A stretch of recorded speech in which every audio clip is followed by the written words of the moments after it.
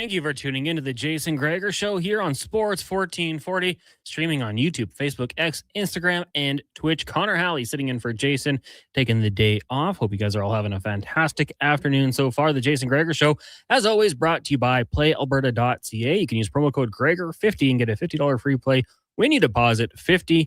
Also, you got the Lotto Max on Friday, $46 million. And then tonight, the New Year's Eve, $14 million jackpot with the gold ball on the Lotto 649. So check it out online, playalberta.ca. Remember to always use your game sense. Of course, you can always reach us, 1-833-401-1440. That is the Ewell inbox. Score with your power play partners at Ewell. Get all your electrical needs at ewell.ca with 24/7 ordering and shipping in Edmonton and across Alberta. Declan Kruger, Donovan Paulson alongside with me today. We've got a loaded show. Lots to get to on the program. We will have Stephen Ellis from Daily Faceoff join us in the next segment here, taking a look at the Canadian Olympic roster. Also talk some World Juniors, take a look around the NHL with him. We'll get your thoughts on that roster as well. That's going to be a pretty common trend today, I would think.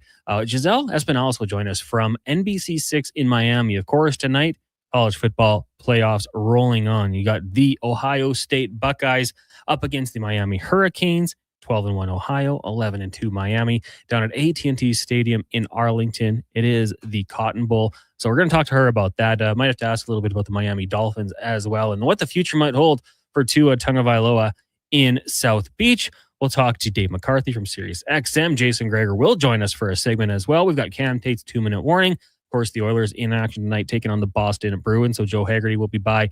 We've got your Remchuk from Oilers Nation. We'll do 5 questions with Declan Kruger. Spec at 5, and we'll hear some Oilers audio as well in the final hour before we hand things over to Andrew Walker and Donovan Paulson for pregame coverage. As I mentioned, the text line is 1-833-401-1440, and we will talk about the big news of the day. Team Canada announcing their roster for the upcoming Olympics in Italy. On the men's side now, if you haven't heard it yet, maybe you're just tuning in, I'll run through the roster for you. Starting on the back end, you've got Jordan Binnington, Darcy Kemper, and Logan Thompson. This is just alphabetical, so don't look too deep into it. Defensively, Drew Doughty, the vet. You've got Thomas Harley, the young guy. Cale Makar, Josh Morrissey, Colton Parayko, Travis Sanheim, Shea Theodore, and Devon Taves. On the back end, up front, Macklin Celebrini, the outstanding young player for San Jose, third in the league in scoring, deserved to be on this team. And nice to have that little injection of youth. You'll have Anthony Cirelli, Sidney Crosby, Brandon Hagel, Bo Horvat, Nathan McKinnon, Brad Marchand, Mitch Marner, Connor McDavid, of course, Braden Point, Sam Reinhart, Mark Stone, Nick Suzuki, and Tom Wilson. Let us know your thoughts. I know there's going to be people on this station that don't like some of these decisions. I'd probably be with you on a few of them. There's somewhere Mark Scheifele to me should have been on this team. We joked about it on Fantasy Frenzy. He's like the Isaiah Thomas. They just don't want him. He's got the resume. He's got everything to be on the team, but he just can't crack the squad. Some people will probably have issue with Mark Stone. We've already heard the jokes. Don't worry, he'll be injured. There's no salary cap at the Olympics. That might not be a problem for him. We see the Lightning. We see the Blues. Obviously, the management team and the coaching staff having a little bit of influence there. For me personally, I would have had Zach Hyman on this team. It just is too simple. And some people might say, he rides shotgun with Connor McDavid. That's exactly why I do it. This tournament is 3 preliminary games, and then you're right into the quarterfinals.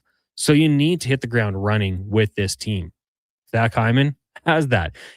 And not only can he play with Connor McDavid and do so effectively, he's had a 50-goal season. He's been dynamic in the playoffs. He's been to 2 straight Stanley Cup finals, of course, we know. Had the wrist injury and didn't quite make it. But 2 really long playoff runs where he's put up points, and it doesn't have to be point production for him. Last postseason, he started down on the third line, and he was throwing hits. He was being that physical presence. He's not going to be a liability defensively. He'll do what it takes. So I thought for that reason, Zach Hyman would have had a spot on the team. But I'm not making the team.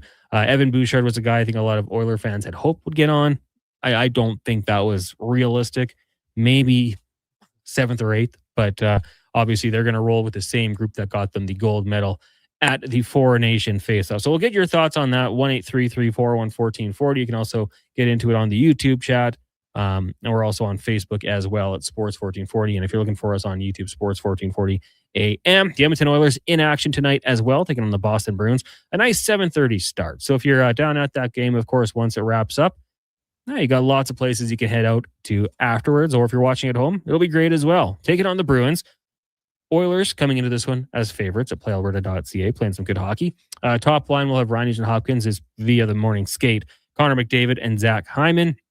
You've got Pod Colson, Draisaitl, Mangiapane on the second line, Jan-Mark Roslovic-Savoy third, with Jones, Henrique, Frederick on the fourth line. Lazar, Kapanen, and the extra skaters. But good news for Kapanen to get out there. Obviously, he's missed a lot of time with injury, so to have him back on the ice, that's encouraging news.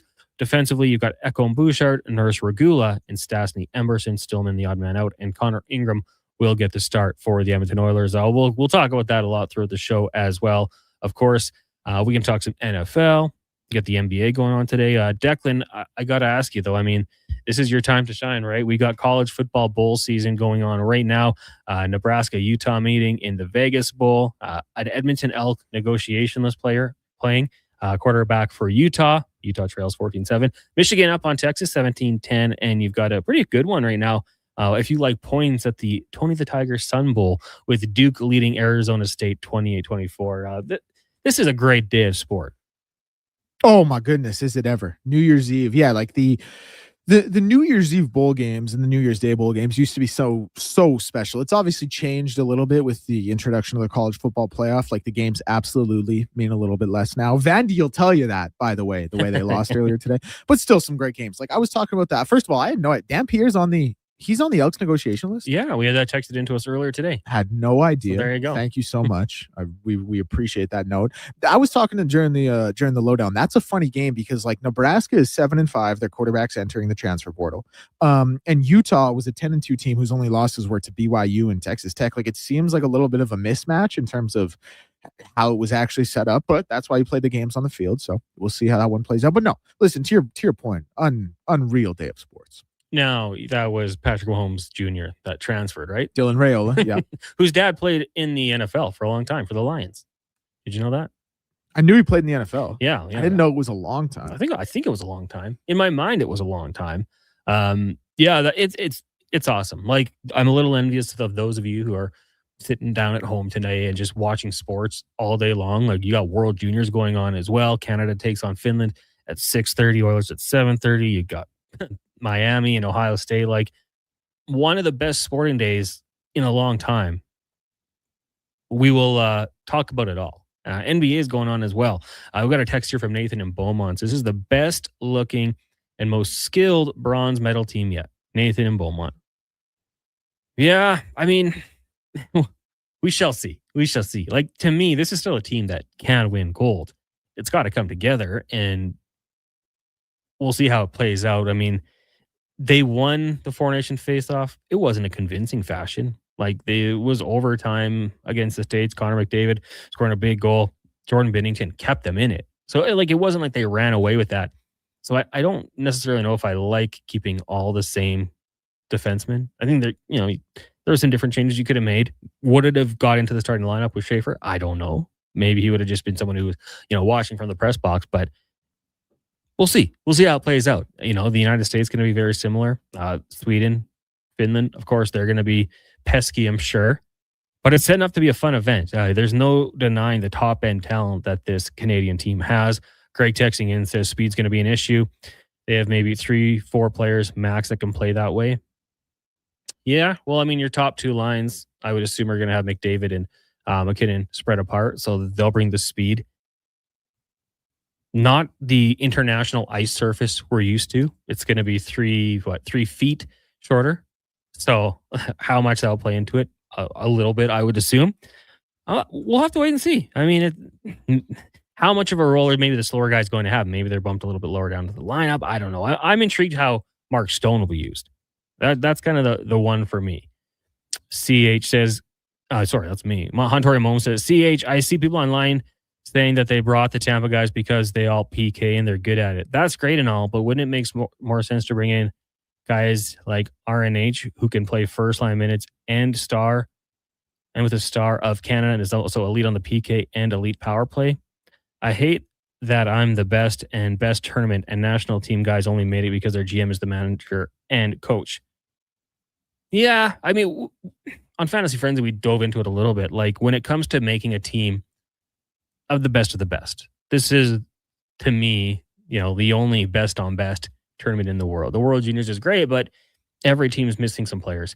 Do you build it with elite talent only and have players adapt into a role they're not used to? It's a sacrifice. Like I believe the 2002 team might have been like the best example of that. They brought in a lot of players, but guys who are anchoring their power plays on their NHL club and not getting a sniff of power play time at the tournament. But you're making that sacrifice. I think all these guys can play on the penalty kill. It's, desire. Do they want to do it? We've seen Connor McDavid do it for the Oilers. Leon Draisaitl, of course, has done it. Like, superstars can play on the penalty kill. Do they want to do it? Do they want to put their body in front of shots and lay it all on the line? Yeah, I don't know. I mean, I'm with you. Like, I do think there's bias. I bet, when you get to those after the top tier and you're into that next level of players, a little bit of a role player, without a doubt, Tampa and St. Louis, there's going to be favoritism. Sean Cooper is going to want to have that guy that helped him win a cup. It's just, it's natural. Like, you can't fault him. It doesn't surprise me that some of these guys are on the team. Could it be better? Yeah, probably. But it doesn't surprise me that that's the route that they go. Text in here from Hacksaw. Hey, Conman. Do you think if Sweeney passes Bowman in the hallway, that Don can look Stan in the eyes with a bit of a laugh and a couple finger pistols after the Frederick deal? Maybe. I mean, Sweeney didn't make the Oilers sign him to an 8-year extension. He gave his player an opportunity to go somewhere and contend for a cup, which he did. I don't know. The Oilers would have had to have done their research beforehand about the injury and know what to expect. Like, he didn't play a lot. He had one shift against the Kings in the regular season, then shut down to the playoffs. But, maybe from the Boston side of things, they say, got him. John to St. Albert. Connor, who do you think is the best team for the Olympics, US or Canada? I mean, I think it's super close. I think the American team is really good. What I would say, though, when you look at the NHL production right now, who's playing the best? Connor McDavid, Nathan McKinnon, Malcolm Celebrini. Who's playing really good for the Americans? They've got good talent, right? Like, we know Austin Matthews, when he's on his game, can be very good. He hasn't been good this year. Matthew Tkachuk, good player, been injured. So I think right now, like, the top end talent for Canada is the best in the world. That could change in 6 weeks' time. But I would lean Canada, and there might be a little bit of a bias there. Trey says, sucks we don't get to see Ovi and Kucherov. Yeah, I mean, that was the decision made. It is too bad that you don't get to see the best players, some of the best players in the world. You'd love to see Ovi represent his country one more time. But, politics, they made their decision and nothing you can do. Declan, just want to ask you about that because, we talked about it quickly there. When you're building a best-on-best team, and you've seen it, with the dream team, with the States, right? Like, sometimes there might be that player that's like, hey, he's not the most talented, but defensively, he's good. He's going to work his tail off rebounding. Are you someone who says, like, let's go top end talent and other guys can adapt? Or do you try to build that all around team? No, I'm talent all the way. Like, my thing is kind of, and I understand the other direction of building a team and having guys fill out certain roles. And obviously that was evident on this Team Canada team. But I'm very big on top end talent because my belief is when you're that good and when you're that talented, adaptability comes with that. And you will find a way to fill a role. Like, some guys, if they're brought in specifically for a role and then just whatever it is, have an off tournament, can't do it, like, speeds to whatever it is. I don't want to use the word useless, but all of a sudden, like, they're very defined to that one role where I think talented players. And listen, it's not like Connor McDavid, as an example, he's not immediately going to become some staunch two-way forward a la Sasha Barkov. But I just think, like I said, when you have that ability and you have that talent, like, I know hard work beats talent when talent doesn't work hard. Good line. I'd take talent over hard work 10 times out of 10. Yeah. I mean, I just feel like, if you're saying, okay, Connor, we need you to kill penalties at the Olympics, what's he going to say? No. Like, anyone on this team, any elite player is going to say, yep, you got it, coach. Let's do it. A lot of text rolling in here. 1-833-401-1440. Hey, I got to tell you, the only thing that's great that's going to come out of this is the fact that Connor will be PO'd because they won't win gold. That'll make him pissed. He'll be in beast mode when he gets back. This team will not win gold. Sorry to be the party pooper from Rob. And then we had another one that came in here from Jim and says, this is the team that just won. Why are people so salty about this? It worked already. I think there's just a couple names that stand out just with the way players have played already. I mean, Connor Bedard, and I believe it was already said that the injury didn't play a role. That's crazy to me. Like, Connor Bedard was 10th in the league in scoring. He's playing good. He's elevated his game as of late. And then just like, if the injury played in a role, I could accept it. But to say, like, even if he's healthy, he wasn't on this team, how? He's been really good this year. I would just say, Jim, that maybe people think, other teams could have gotten better and Canada didn't. Maybe they think Canada was a little slow. I thought at times Stone looked a little out of place at the Four Nation faceoff, but we also know he's got a clutch gene, right? He can come up big in big situations. So we'll see. He's not going to be a liability. But I kind of tend to agree with you, Jim. And we talked about this yesterday before we wrapped up. I was sitting in the host chair with DVD, and it was like, in 24 hours, we're all going to be experts, and we're all going to, whoever is taken, we're going to slander the team. And it's not going to be McDavid, McKinnon, Makar, obviously. Those guys, Crosby, they have to be there. But there's going to be some fringe players that we'll have a healthy debate about. Diesel Dave says, as this point, I want to go far in the playoffs more than seeing Oilers play in the Olympics, as in we don't need half our team going to Italy for 10 days. Yeah, well, that's the good news. That's probably not going to happen because not too many players for the Oilers will be going. Obviously, the big guys will be. Tiger says, hey, Connor, my mom is 91. I told her to cheer against Vegas now. I stand by that in almost every sport. I can cheer against the Vegas Golden Knights. I always cheer against the Raiders. The Aces. The Athletics when they get there. I got no issue with the Athletics, except they moved. So, yeah, I'll dislike them as well. I'll be on Team Oakland for this one. It is 2:19. We'll take a break in a minute here. Our guest today should be a real fun show. Steve Ellis from Daily Faceoff will be by. We'll talk to Giselle Espinales of NBC 6 in Miami. Take a look at the Buckeyes and Hurricanes game. Gregor will be by at 3 o'clock. Dave McCarthy, Cam Tate, Joe Haggerty with the Bruins, Tyler Yaremchuk, and Mark Spector. So plenty of things going on here. Keep the text rolling in. 1-833-401-1440. Hallie, Declan Kruger, Donovan Paulson here with you. It is the Jason Gregor Show, brought to you by PlayAlberta.ca.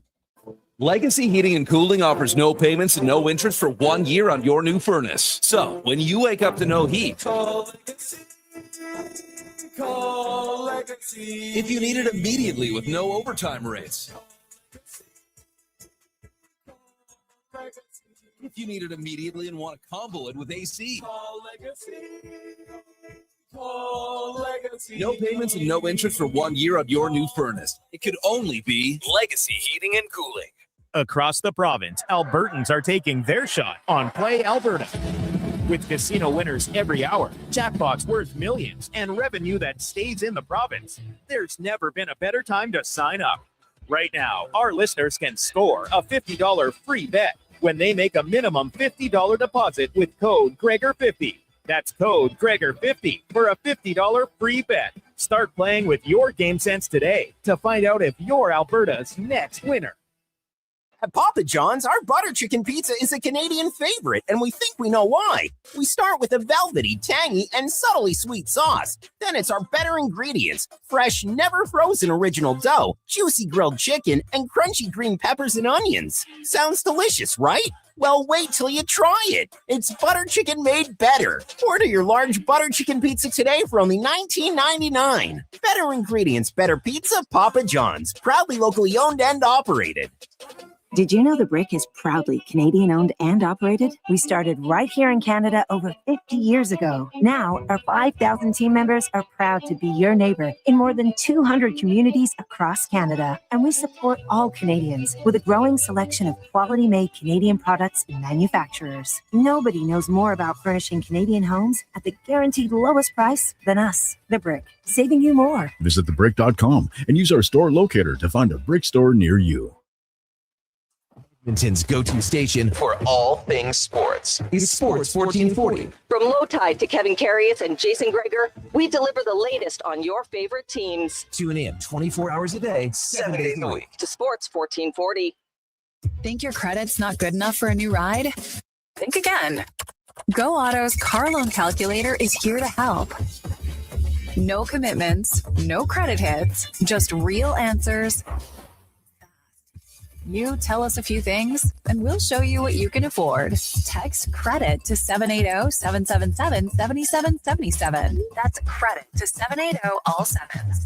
Go Auto. We do the math, so you can do the driving. When picking a New Year's resolution, try to avoid things you have no influence over. Like bringing home the cup? That would be awesome. But completely outside your control. Instead, pick something you can control, like bringing home some Wilhauk beef jerky. That would also be awesome.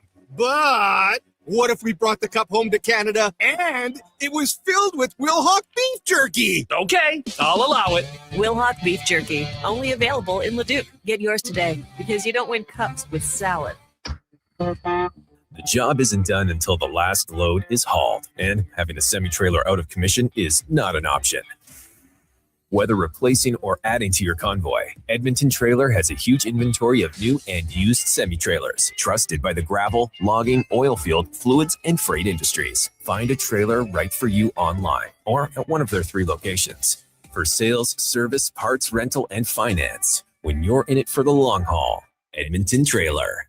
Winter in Alberta doesn't mess around. And neither does Titan Supply. For over 50 years, we've earned the trust of our customers across a variety of industries. Because we lead with integrity, honesty, and respect. I'm Joe. And I'm Brent from Titan Supply. When the weather hits hard, we're fully stocked with rigging, lifting, and hauling gear that works as hard as you do. Titan Supply. Built on trust, driven by safety. Serving Edmonton, Grand Prairie, Red Deer, and Calgary. Let us help you face the weather the Titan way. Visit titansupply.ca.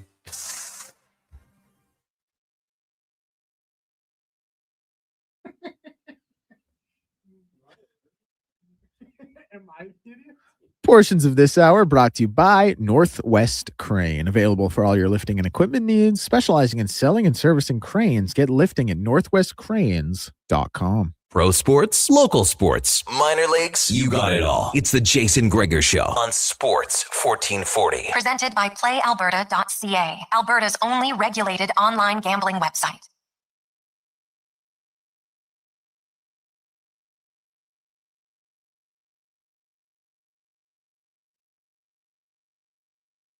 Jason Gregor Show, Connor Halley, Declan Kruger, Donovan Paulson with you here. The show brought to you by PlayAlberta.ca. Promo code Gregor50. You get a $50 free play when you make your deposit at PlayAlberta.ca. Remember to always use your game sense. So lots going on. We got a good bowl game here. Michigan, Texas, a couple powerhouse programs. Got the game tonight. Ohio State also taking on the Miami Hurricanes. We've got the Oilers and Bruins, World Junior. It's crazy. What a great day to sit down and watch a lot of sports. Right now, we're going to get to our big guest of the day, brought to you by Silent Ice and Brett Kissel. Ring the new year tonight with Brett at the Silent Ice Center. Great for families or a fun date night. Get your tickets at silenticecenter.com. And I've heard Brandon Douglas, the Duke, might even make an appearance. So if you're there, watch for him roaming around. Probably 2 beers in hand. We're joined now by Stephen Ellis, covers the NHL, covers prospects for Daily Faceoff. Stephen, good afternoon. How are you doing today? I'm doing good. And, I'm in Minnesota right now. It is so cold that I think I could probably sit in a freezer to warm up. So I've been in 2 car accidents since I got here. So, it's been not mine. It's been Uber drivers doing it. But, interesting trip. Are you okay? Are the drivers okay? Yeah. The one, it's so icy. It seems like they don't really know what salt is here. So I had one scrape another car and the other crash into a snowbank. So no injuries, no real damage, but just weird incidents. What star rating did you give them after that? I don't think they want to know. That's totally fair. Now, you are watching the game 3M Arena, correct? I am. Yep. Canada's here today. It's the the rinks are kind of far enough where you don't really want to go between the 2 rinks, but you can. That's what I've been doing. But today, with how cold it is, easy to stay in one rink. No, I want to ask you because, from afar, you get the odd broadcast angle, and it doesn't look like attendance has been very good for, some of the European countries. Is that something you've noticed as well? To a point. So, you can go back to the tournament in Sweden in 2024. There were a lot of games that tournament that had under 1,000 people, and we haven't had that issue here. But like you look at the game that's going on right now, Czechia and Latvia, and it's actually funny because we're the opposite side of where the broadcast cameras are, and there's fewer people on the side of the broadcast cameras. So take that into account when you're watching it. But I think overall, attendance has been a bit of an issue. A lot of people don't want to come down to the United States right now. I'm seeing a lot less Europeans coming in visiting too, but I think the U.S. games have been good. They've been close to sellouts, not full sellouts, but it's really good attendance overall for those games. No, we'll get to the Olympic announcement that happened earlier today, but we should talk some World Juniors as it is game day. And Canada for the tournament, I expected kind of a pesky matchup with the Czechs that started off a 7-5 win. A bit of a surprise that they, required overtime to get past, Latvia 2-1. But we know Latvia in the past has been a little frustrating. They kind of had that breakout performance against Denmark, winning 9-1. Today they get the Finns. It's going to be a 6:30 puck drop. What are your expectations, and what have you thought about Canada so far at this tournament? I think it's been a bit of a mixed bag. Like in the end, if you look at the stats, Canada has really kind of been the best team in this tournament. But you're looking at it, and games like the game against Latvia, the Latvians haven't been as good in any other game other than that one. That was the one where they really put out the best effort possible. And I think they also have a really bad schedule because they, like every team, they play 4 games in the round robin, but they're both back-to-backs. So right now we're seeing them against Czechs, and they're barely touching the puck. They look really slow because they just played last night against Denmark. So I feel like it's kind of, there's only so much you could take out of the round robin because you've got teams that you're playing that haven't been playing much together, some that haven't been playing together, like the Czechs. That group they've been a team for the most part for a couple of years now. They've played in all these international tournaments. They know each other very well. I think the big one will be playing Finland because you look at that team, they did have a tough game against the Czechs. They did force overtime in that one. Finland doesn't have a star player. They don't have any guys that are probably going to be challenging for awards in this tournament, but they play well as a team, and their top line has been able to create a lot of damage. You could shut that one down. I think Canada should be okay. But otherwise, I do expect them to finish as the leaders in Group B when today's done. Now, I mean, correct me if I'm wrong here, but I thought coming into this event, all eyes would be on Gavin McKenna, the likely number 1 overall pick. So far, 3 goals, 4 assists, leading the tournament in scoring. Coming into today, what have you thought about his play? And has he, in your eyes, met the expectations people had for him? I think so, because you look at what he was able to do kind of in that last game, and he put up a great goal. He was very offensive, and he was just looking really impressive there. The first 2 games, he kind of struggled at 5-5, but on the power play, he has been the guy that's been able to make everything work. So I do like what he has been able to do there. You're just going to look at more of that 5-on-5 consistency, but that's also not completely on him, because for as good as that line has been, I think with Michael Hage and Brady Martin, they've also kind of struggled a little bit at times to get 5-on-5 offense. But I think that's because the teams they're playing against have done a very good job of shutting them down. But with McKenna, we were kind of hoping he would go and break out and maybe have a 15-point tournament. Probably not going to hit it at this point, but I think overall I've been happy with this game. Anyone else, when it comes to draft eligible players that you've seen elevate their game and probably increase their draft stock here? I would say Albert Smith is a guy that, talking to some scouts here, think that he could be the first defenseman off the board now at this point. And he plays a lot like Moritz Seider. He's a big guy. He's very good at the puck. He actually almost got a hat trick last night against the Danes. He was kind of that one-man offense from the point. Then you watch what again, with Moritz Seider, he played on a bad team when he was in the Germans. Sure, that's probably the best German team they've ever played on, but he was the one having to go out there and create all that offense. And then you go out there and you watch what Smith has been able to do. I think he's done a lot of the same. Another one I've really liked is Vio Bjork, who 2 years ago was kind of that top contender to go up against McKenna for number 1. He has fallen a little bit. He's not a big forward, but he actually has been one of Sweden's best offensive players so far. So I'd say those are the 2 that are the most impressive, in my opinion, outside of McKenna. We're talking a little World Juniors and Team Canada Olympics with Stephen Ellis from Daily Faceoff. And, just want to go to Team Canada right here and kind of like a version of that. Matthew Schaefer did not make the roster. I saw your projections. You did have him in there. Has he, with the expectations coming into this season, did you see any of this coming with what he was going to be able to do, kind of hit the ground running? And any NHL prospect defensemen in that ballpark, like maybe not in year 1 like he has, but players who you think could be impact players when they reach the NHL level? It's interesting because when you look at Schaefer, I think with him, nobody expected him to be this good this year. Everyone knew that raw talent, but he didn't play a lot of hockey last year. How was he going to be able to bounce back and be an impact player on a team like the Islanders that most expected to be a poor team? And I feel like he's blown away any expectations. I think just watching what he's been able to do, incredible.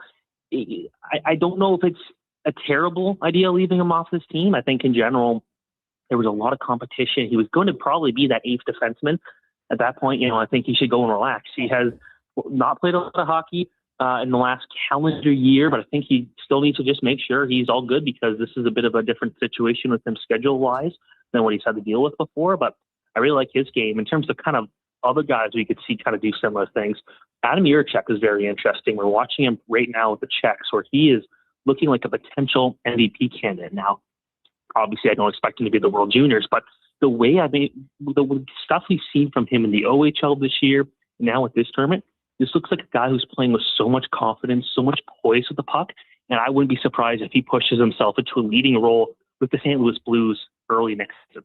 Now, just looking at your projections here for the Canadian Olympic team, honestly, I really like your team. I like Mark Scheifele there. I like Connor Bedard there. Obviously, those aren't happening. Any surprises that stand out to you? Because, Cirelli is a name that popped up for a lot of fans here. I mean, he's still a very good player. He's got a ton of experience and knows the system that John Cooper wants to implement. But were there any real big surprises for you? I think realistically, no. It was nice to see that Logan Thompson was included on the roster there, because that was the one that most people kind of looked at the fact that he and Pete DeBoer have not been on close terms.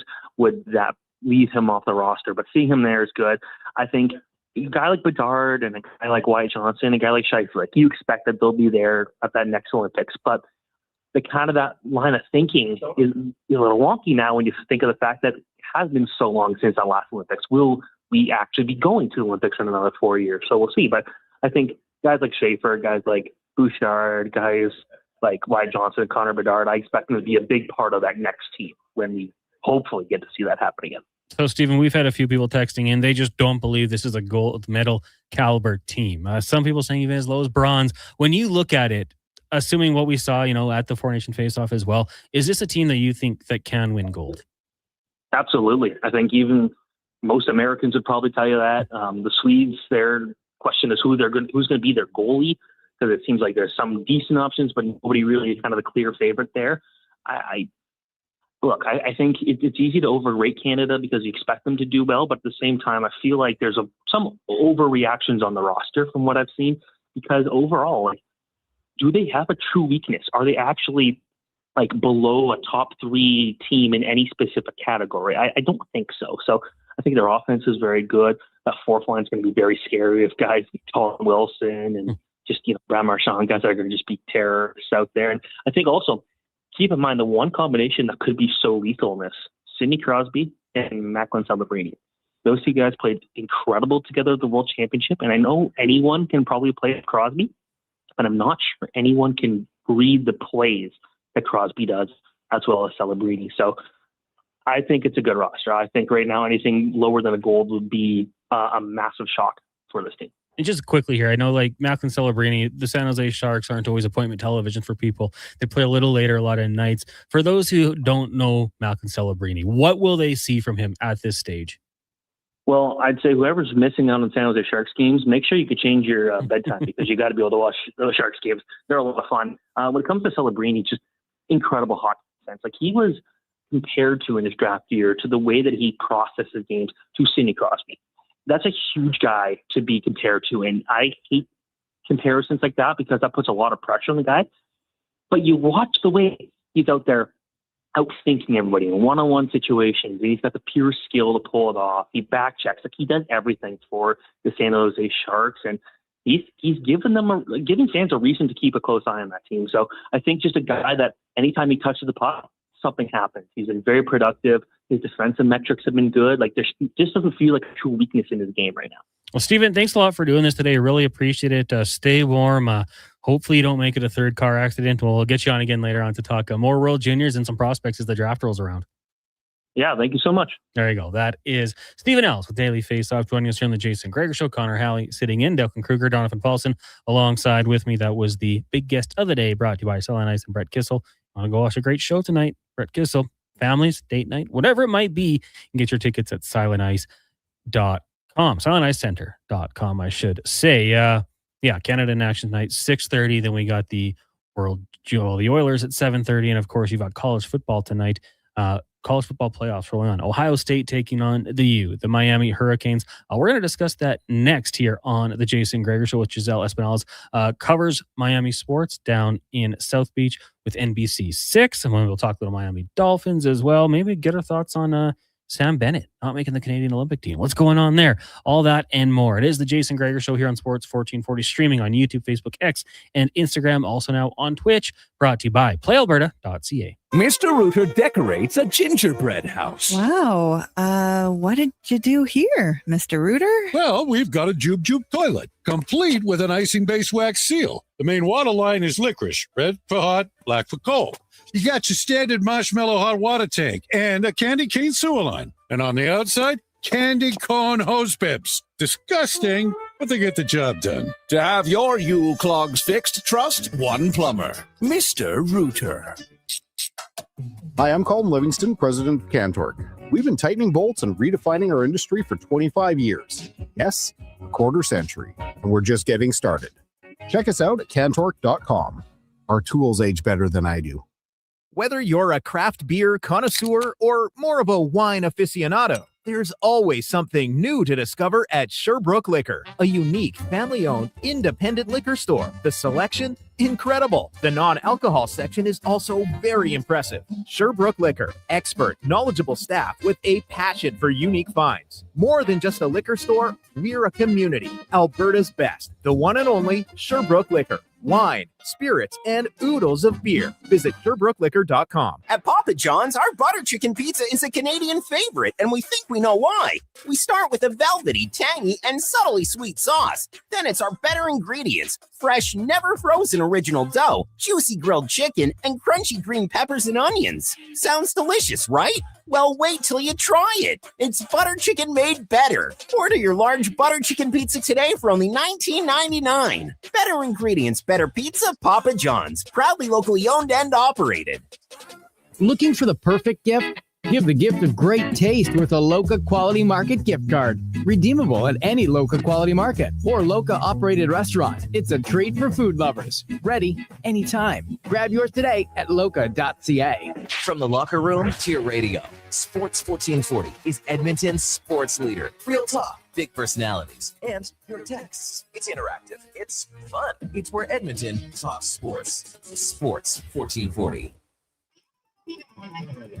Action Electrical's projects team takes the field, folks, ready to execute the entire play for new commercial builds. Absolutely. They're masters of design build, sketching strategy from initial blueprints to core electrical infrastructure. The team never misses on complex projects. Known for handling big league constructions and major renovations, ensuring flawless execution, hire the Action Electrical team to bring home a win for your project. Visit actionelectrical.net. Hi, Mike here from Northgate Chevrolet Buick GMC. December is here. Christmas shopping, Christmas wrapping, Christmas baking, grocery shopping. What about our vehicle? Does it need tires? It's not running? No problem. We got you covered. At Northgate GM, we have a tremendous selection of newer used vehicles, winter tires at cost, and of course, service with a smile. Come in and see us today, 13215 97th Street, or visit us online at northgategm.com. You're in Northgate country. New Year with a Canadian country legend. December 31st, in concert at the Silent Ice Center in Nisku. Brett Kissel. She drives me crazy. With special guests Haley Benedict and Morgan Clyburn. Bring your friends, your cowboy boots, and your party spirit for a night full of hits, celebration, and unforgettable memories. Hosted by Chris Sheets. The countdown to 2026 starts with Brett Kissel live on stage. Get your tickets now at silenticecenter.com/events. Across rural Alberta, volunteers and community groups work hard to make life better for their neighbors, creating new playgrounds, better rinks, and gathering places that bring us together. Vision Credit Union is proud to lend these local heroes a helping hand. Apply today for a Helping Hand grant up to $10,000 to support your community's next big idea. Let's make great things happen together. Applications are open until January 31st, 2026. Learn more at whatsyourshare.ca. A mullet for Marvin, a bowl cut for Barry, a pompadour for Peter, who's now really quite hairy. After this Christmas, all the men wish they could get some hair restoration from Dr. Vance Elliott. Hi, I'm Dr. Vance Elliott. While you're Christmas shopping, consider giving yourself the greatest gift of all, a full natural head of hair. I know the results will be life-changing. Want to make this the year you get your mojo back? Book a free first consultation today at drvanceelliott.com.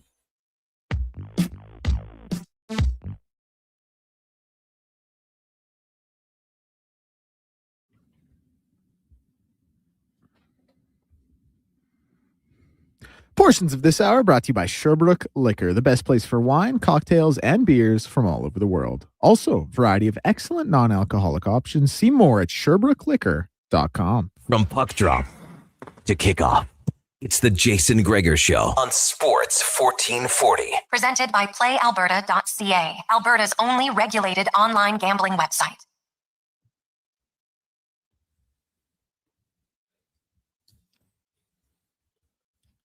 Welcome back. It is the Jason Gregor Show here on Sports 1440. Connor Halley sitting in, Declan Kruger, Donovan Paulson, along with me here on Sports 1440, streaming on our YouTube channel, Sports 1440 AM, also Facebook, X, Instagram, and now on Twitch. If you want to check us out on that avenue, 1-833-401-1440 is the text line. You get your text in here. Of course, we're talking Olympic rosters, Oilers in action, World Juniors, and college football playoffs rolling on. And today, it's going to be a fun one down in Arlington, Texas, as the Buckeyes taking on the Hurricanes. For those of you old enough, Declan, was it 2002, the national championship? 01 Hurricanes, 01 baby. Hurricanes, one of the greatest rosters of all time. That team had Sean Taylor and Entrell Roll running down on kickoff. Kellen Winslow, I think, was running down on kickoff on that team as well. Just ridiculous. Was Greg Olson there, the starting tight end? Olson, he was there. Vince Wilfork, Jonathan Vilma, DJ Williams, Clinton Portis, Willis McGay. Like Entrell Roll. Was he one of the gunners? He was one of the gunners. He might have played contain, but he was on the roster. Oh, unbelievable team that was. The U in that era was unbelievable, and maybe they're back. We'll discuss that and more right here. Going to the college football report brought to you by Legacy Heating and Cooling, where the rates never change. That's how you build a legacy at legacyheating.ca. We bring in Giselle Espinales, covers Miami sports for NBC6 in Miami. Giselle, good afternoon. How are you? Hey guys, can you hear me here? We are as live as can be right here, getting ready for kickoff at AT&T Stadium. I mean, New Year's Eve, you got a college football playoff on the line to the semifinals. It's an exciting time. I'm doing pretty great. Let's see. This might be one of our top live locations. We had a guest join us once from FedEx Field in Washington, but it wasn't great quality, so we had to end it. But this looks unbelievable. So thank you for the setup. That's terrific. So how are the feelings around Arlington right now? I'm assuming a lot of Buckeyes and Hurricanes fans taking over. Yes, that's a good thing about having like a neutral site, where we were, a couple weeks ago in Texas A&M, and it was literally the allotment was 3,500 tickets for Canes fans, a sliver of the orange, and then you have all the way at the top another line of fans. So here it does feel pretty neutral. I had some of my coworkers that went out and talked to fans. They're excited. So people made the trips from Montana, so many different places, and they're basically talking about what you guys are saying. Is this the revenge day? Is this the day that they get their revenge from those terrible calls? In my opinion, of course. But for the most part, the hype is real. They're just ready for game time. So just looking through this one, the Ohio State defense has been unbelievable. Best when it comes to total yardage, best when it comes to passing defense, and points per game, they've only allowed on average 8.2. So what do Carson Beck and this Hurricanes offense have to do to try to find some success? Perfection. And I think that's the thing that we have to keep talking about, because obviously there was major factors in that Aggies game, even though sorry, they're doing some mic checks here. So if you hear that, that's they're doing all the checks here as they get ready for game day. But it basically comes down to where you have this is the moment for Carson Beck to rise to the occasion, to finally, there's no wind here. It's closed off. Everything's ready to go. Because I think in the end, if he ends up having those mistakes where we've seen those late interceptions when they're driving down the field, they can't do this against a defense like this, because now you're saying also one of the best run defenses in the country. And so obviously they had that big game with Mark Fletcher Jr., but where is the offense? where's the passing game? You know, a lot of it to see how they adjust in the second half that we saw in that first game where they were stopping Malachi Toney so much. So now it's like, go to your other weapons, go start to see what can happen and rely. I'm not big on the trickery that they did in those last games because against a defense like this, that's not going to work. They're going to be like, wait, what? No, they're going to be able to stop everything. So it comes down to Carson Beck being as perfect as can be with his experience playing in games like this. It ends up happening that he just has to go all the way and ball out. Giselle, I kind of want to ask just about the path of getting to the playoff because you're talking to a guy who bet a future on them after the USF win, but they lose the game on against Louisville. It's a Friday night, like kind of a weird game. You're like, whatever, hiccups happen. Then they lose the second one, and you're kind of sitting there thinking like, hey, like is this not the Miami team we thought they were? Because there was like a 3-week period where they looked like the best team in the country, bar none. They obviously sit behind Notre Dame for every iteration of the rankings until the final ones. Like I know some very prevalent media guys like Josh Pate, Joel Klatt, they were kind of saying like when the time comes for the head-to-head to be there, Miami is going to leapfrog them. Yeah. BYU's loss helped with that. Did you guys always have a similar feeling in Miami? Like, no, the committee is going to do the right thing. We're going to be the final at-large team in. Or did you guys think like we're going to get hosed because of brand bias for Notre Dame? Like, what was the thought there for you guys? No, that's crazy then. And that's a great question because a lot of it leading up to that final one was the committee's going to do the wrong thing. But that's why I thought it was so important that you started to see the hype from Mario Cristobal from the ACC, where it's like head to head will always matter. Because then what's the point of sports if head to head does not matter? And they were having basically the same statistics with everything. Yeah, sorry, I hate to interrupt, but like the ACC Network, they were running replays of that Notre Dame for like 3 days in a row. Leading up to the selection show on Sunday.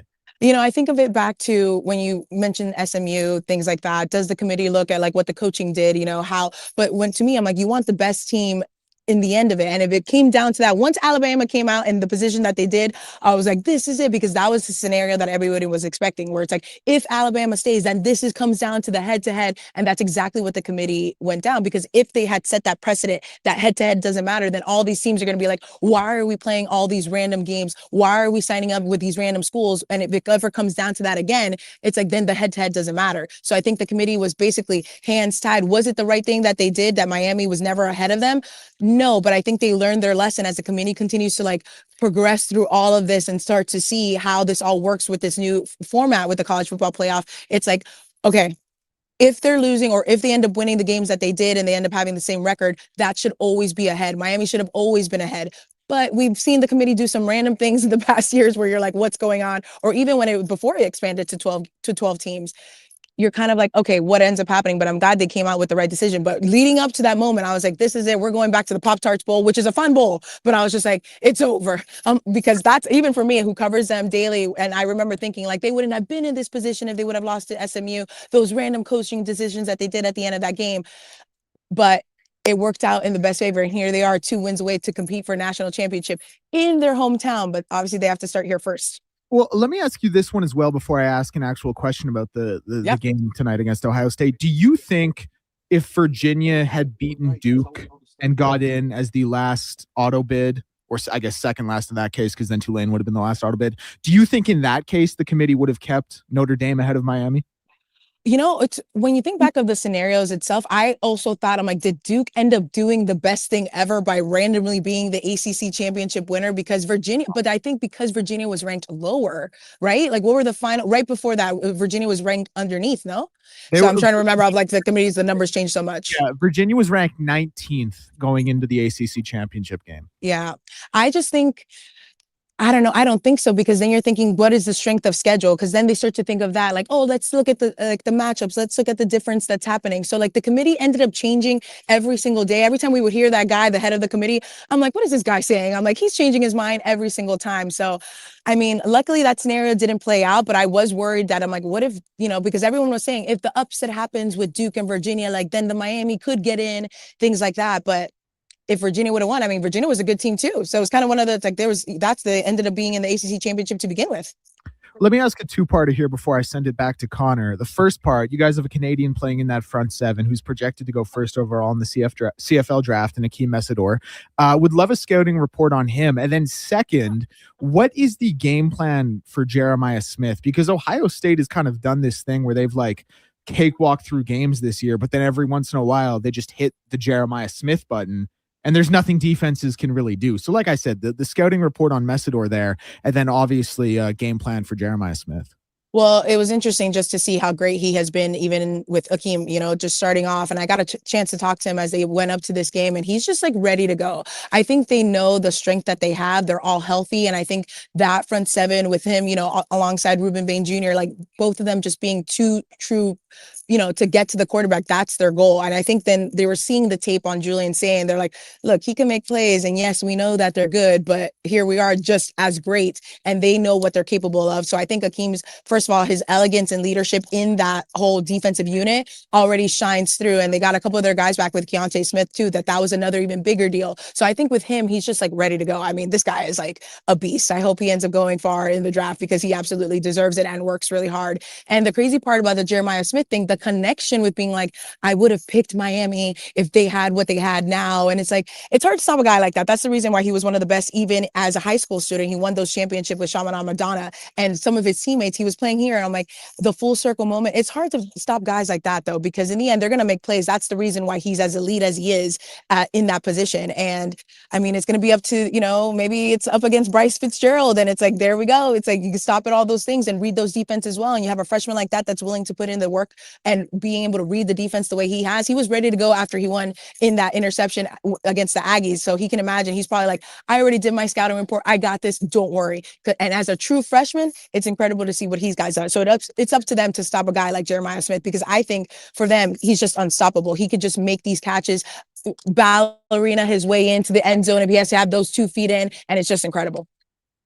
Giselle Espinel is joining us here on the Jason Gregor Show, taking a look at the Miami Hurricanes as they get set to take on the Ohio State Buckeyes. I want to ask you, just in terms of recruiting and the recent success that the Hurricanes have had, like we talked about it before we got on here, Declan and I will reminisce about the great Hurricanes teams, and it kind of goes in waves in college football. Do you think this is kind of the beginning of the rise for the Hurricanes and, players wanting to go back there? Because we've heard the stories for a long time, but, the alumni that can hang out at spring camp and show up randomly at practices, it's just ridiculous. No, it is crazy when you start to think like the guys that come back and come and be a part of this program and kind of do all this fun stuff with them and always promoting the program. I mean, we always joke about Michael Irving being the crazy on the sidelines, but having that hype and having these Hall of Famers around the program, I think it's always elite. I think once Mario, look, this is Mario's fourth year. There's like a massive bug that I keep shooing away. I don't know if you guys can see that, but it's like this massive bug in this indoor stadium. Apologies. I'm like, that's why I'm like shooing away.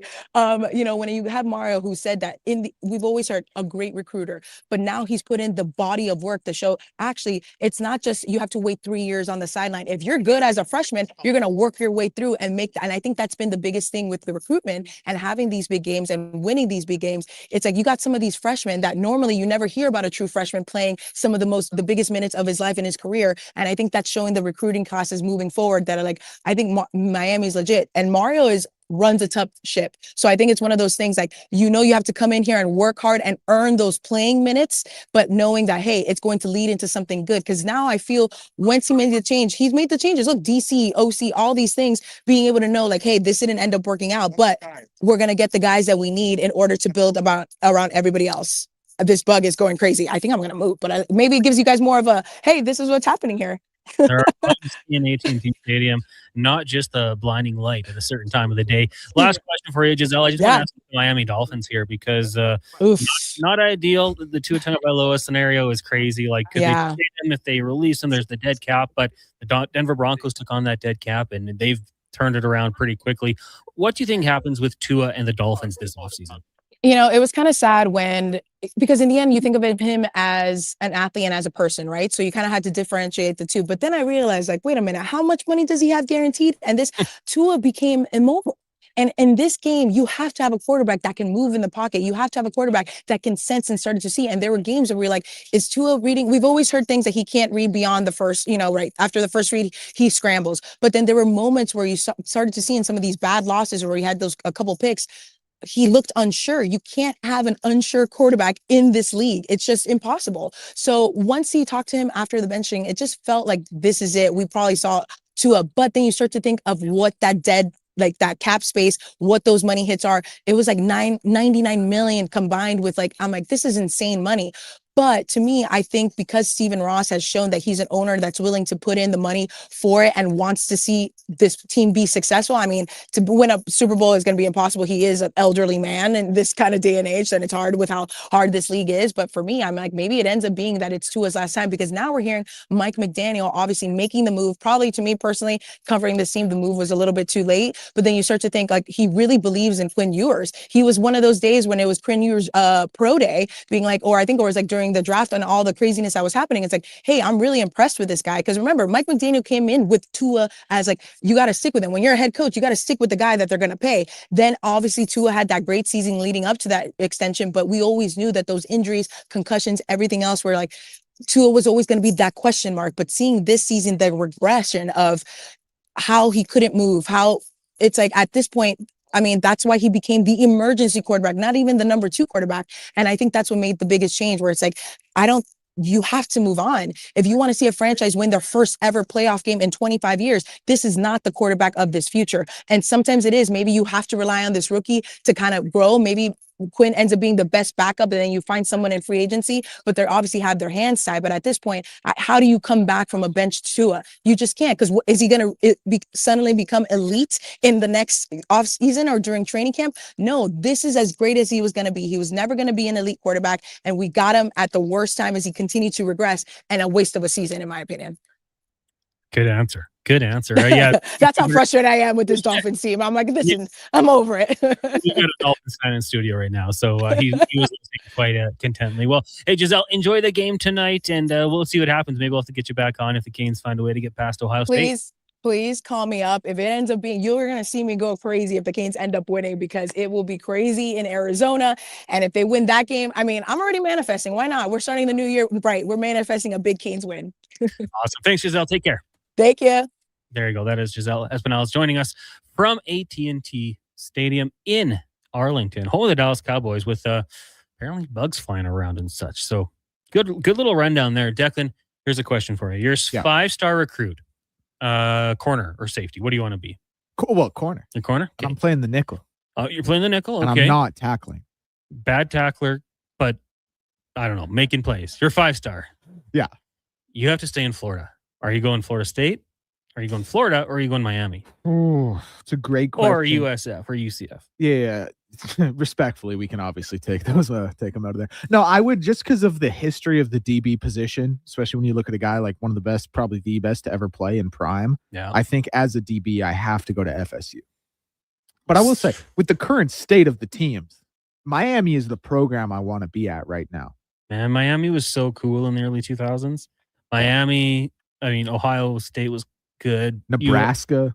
USC, Texas, Matt Leinart versus Vince Young. I like FSU is great. Do you remember in 2004 when, this is just how far college football has come with the SEC bias? Auburn was an undefeated SEC champ and got left out of the national championship game for USC in Oklahoma. That is crazy to think back on.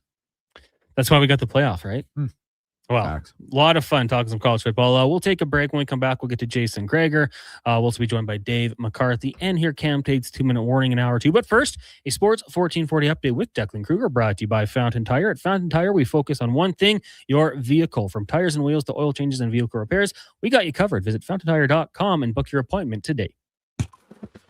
This is a Sports 1440 update. Edmonton Oilers, of course, in action tonight as they will play host to the Boston Bruins. 7:30 p.m. puck drop for that one. Andrew Mangiapane in the top 6, Connor Ingram in net, and pregame coverage with Donovan Paulson and Andrew Walker at 6. In the NHL, Preds lead the Golden Knights 4-2 at the end of the second. Lightning lead the Ducks 1-0 is the second set to get going. The Wild lead the Sharks 1-0 at the end of the first as well. One final for today saw the Capitals over the Rangers 6-3. World Junior Hockey Championships, it was Switzerland over Slovakia 3-2. Latvia currently trails Czechia 3-1 with 3:50 to go in the second. At 4, we're going to see Sweden and the United States, and at 6:30, Canada and Finland. College football scores: Duke leads Arizona State 35-24 with 5:20 to go in the third quarter. Michigan and Texas tied 17 at halftime. Utah leading Nebraska 24-14. Iowa over Vandy 34-27, and Miami and Ohio State will play at 5:30. In the NBA, one final saw the Warriors beat the Hornets 132-125. Hawks lead the Timberwolves 113-80. Pacers and Magic in a tight game with 54 seconds to go in the third. See the Pacers lead 92-90. And the Cavs up on the Suns 77-64. I'm Declan Kruger. This is the Sports 1440 update.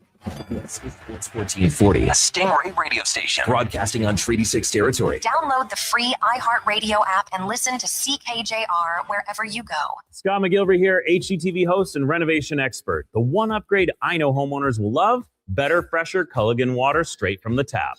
Culligan's Aquasential reverse osmosis filtration system takes your water to the next level. With up to 7 stages of filtration and 14 filter options, they're certified to reduce over 90 contaminants. Your tap water is about to get a major upgrade. Safer water that tastes great.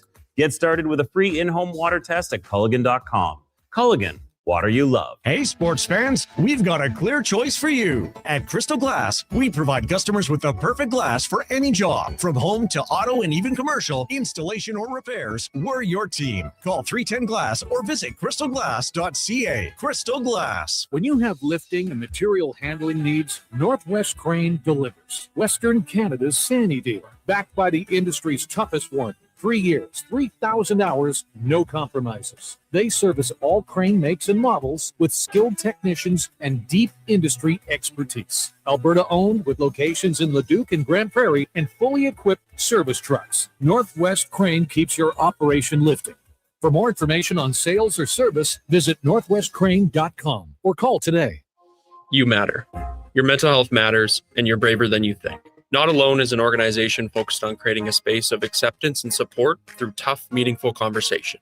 My name is Tyler Smith, and you are never alone. NotAloneCo.com. It's okay to not be okay. After 20 years, Canada's most prestigious international hockey tournament returns. The Camrose Viking Cup, December 28th to January 4th at Encana Arena. Tickets at vikingcup.ca. Brought to you by Sports 1440. Across the province, Albertans are taking their shot on Play Alberta. With casino winners every hour, jackpots worth millions, and revenue that stays in the province, there's never been a better time to sign up. Right now, our listeners can score a $50 free bet when they make a minimum $50 deposit with code Gregor50. That's code Gregor50 for a $50 free bet. Start playing with your game sense today to find out if you're Alberta's next winner. At Papa John's, our butter chicken pizza is a Canadian favorite, and we think we know why. We start with a velvety, tangy, and subtly sweet sauce. Then it's our better ingredients: fresh, never frozen original dough, juicy grilled chicken, and crunchy green peppers and onions. Sounds delicious, right? Well, wait till you try it. It's butter chicken made better. Order your large butter chicken pizza today for only $19.99. Better ingredients, better pizza, Papa John's. Proudly locally owned and operated. And here comes Action Electrical Service Team sprinting onto the scene. These are your first responders for any electrical emergency. That's right. With their fleet of service vans and specialized gear, they assess, they service, and maintain electrical lighting and automation systems. They're all about rapid response. Quick diagnostics and repairs to restore power and safety fast. Hire the Action Electrical team to bring home a win for your project. Visit actionelectrical.net.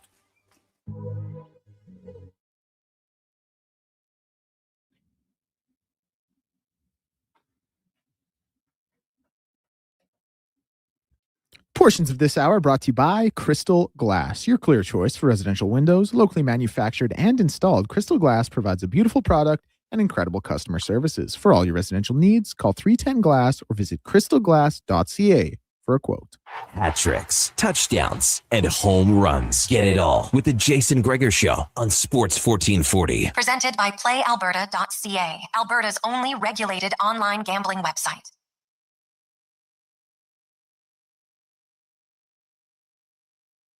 Your show here on Sports 1440, streaming on our YouTube channel, Sports 1440 AM, also Facebook, X, Instagram, and Twitch. Connor Halley, Declan Kruger, Donovan Paulson in with you today. The show, as always, brought to you by PlayAlberta.ca. You can use promo code Gregor50 and get a $50 free play when you deposit $50. Also, the Jason Gregor Show specials 3 tonight. Got the Oilers to win by 2+ goals and Connor McDavid with 2+ points. That's going to be boosted, of course. Also, the Oilers to win by 2+, the Avalanche to win by 2+, and the Flyers to win the match. And we have a third one also Connor McDavid, 2+ points. Zach Hyman, a goal. And Ryan Nugent-Hopkins, a point. Some really nice odds on those if you want to go check it out. PlayAlberta.ca. Of course, remember to use your game sense. Text line 1-833-401-1440. So much to get to still on the show today. Of course, Dave McCarthy will join us from Sirius XM NHL. We got your Remchuk. We're going to talk a little Boston Bruins, Cam Tate's 2-minute warning, spec, 5 questions, and more. Right now, we will get to the usual host of the Jason Gregor Show, Jason Gregor himself. Jason, good afternoon. How are you doing today? Cons, I'm pretty good, man. You? Oh, I'm doing really good. Lots to talk about on the show today. We just talked a little college football with Giselle Espinales, which was a lot of fun. I want to ask you, though, I mean, the big story of the day, it was dropped earlier on, the Canadian Olympic roster. Some names that I think a lot of us had expected, maybe for some people, a few surprises. What were your biggest takeaways from this roster announcement? Well, probably the biggest takeaways, they're going with the exact same 8 defensemen that they had at Four Nations. That's probably the biggest surprise. Like, there's no surprise in that. I think everybody knew that Montembeault and Hill weren't coming back, so that's not a real surprise. Celebrini making the team, not a surprise to me at all. I heard it was Horvat or Scheifele, one of the two, for quite a while, so not a surprise there. Tom Wilson I had on my team. I'm a little surprised that Bennett got taken off the team, to be honest, but and then I really think probably the biggest snub would go to Jacob Chikrin. Chikrin's had an unreal year in Washington, a really good year last year, and but he didn't make the cut. So it's who knows? There's still time to have changes because you know what? It's December 31st, and you got 5 weeks before the tournament, and somebody the odds are unfortunately somebody might get nicked up or injured, and which might be why Connor Bedard didn't make the team. I know that. Armstrong said his injury didn't have much to do with it. That I don't know if I agree with that. And if I do, I'm like, the guy was top 5 in scoring. What the hell are you talking about? Like, why wouldn't he be on the team then? Yeah, but you're still 10th in scoring. I'm totally with you. If that's the reason, I don't get why you'd make that decision. If it is due to the injury, then I respect it a little bit more. Would you have had Mark Scheifele on your team? Well, it's him or Horvat. I don't think there's room for both. I don't think there's a need for both. So. I think they probably feel that Horvat's a little bit better of a 200-foot player, which is, that's an open-ended term. How you decipher that varies from person to person. But, so I'm going to go with Scheifele's a little bit more offensive. And I think they probably look and say with McKinnon and Crosby and McDavid, there's no shortage of offensive centers.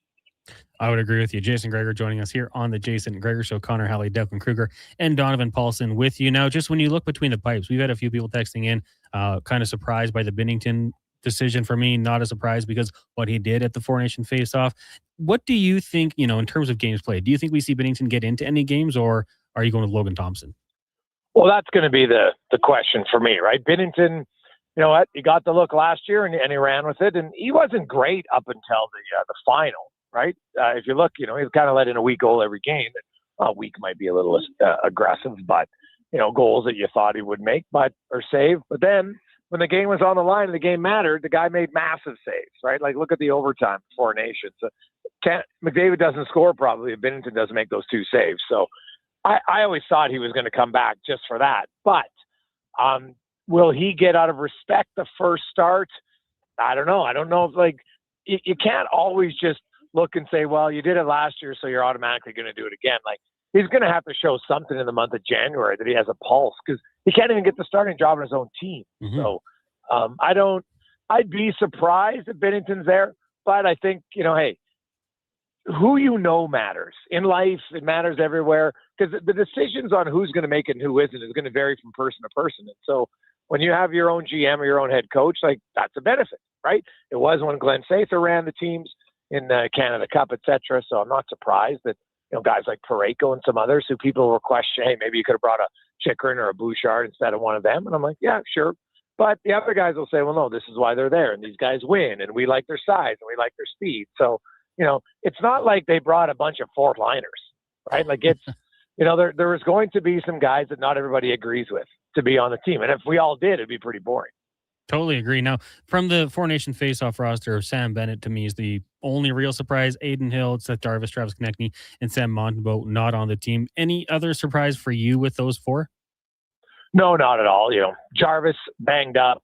I'm not sold he would have made it even if he was healthy. So that's not a huge surprise to me. Konechny, I was a little surprised he made it the first time.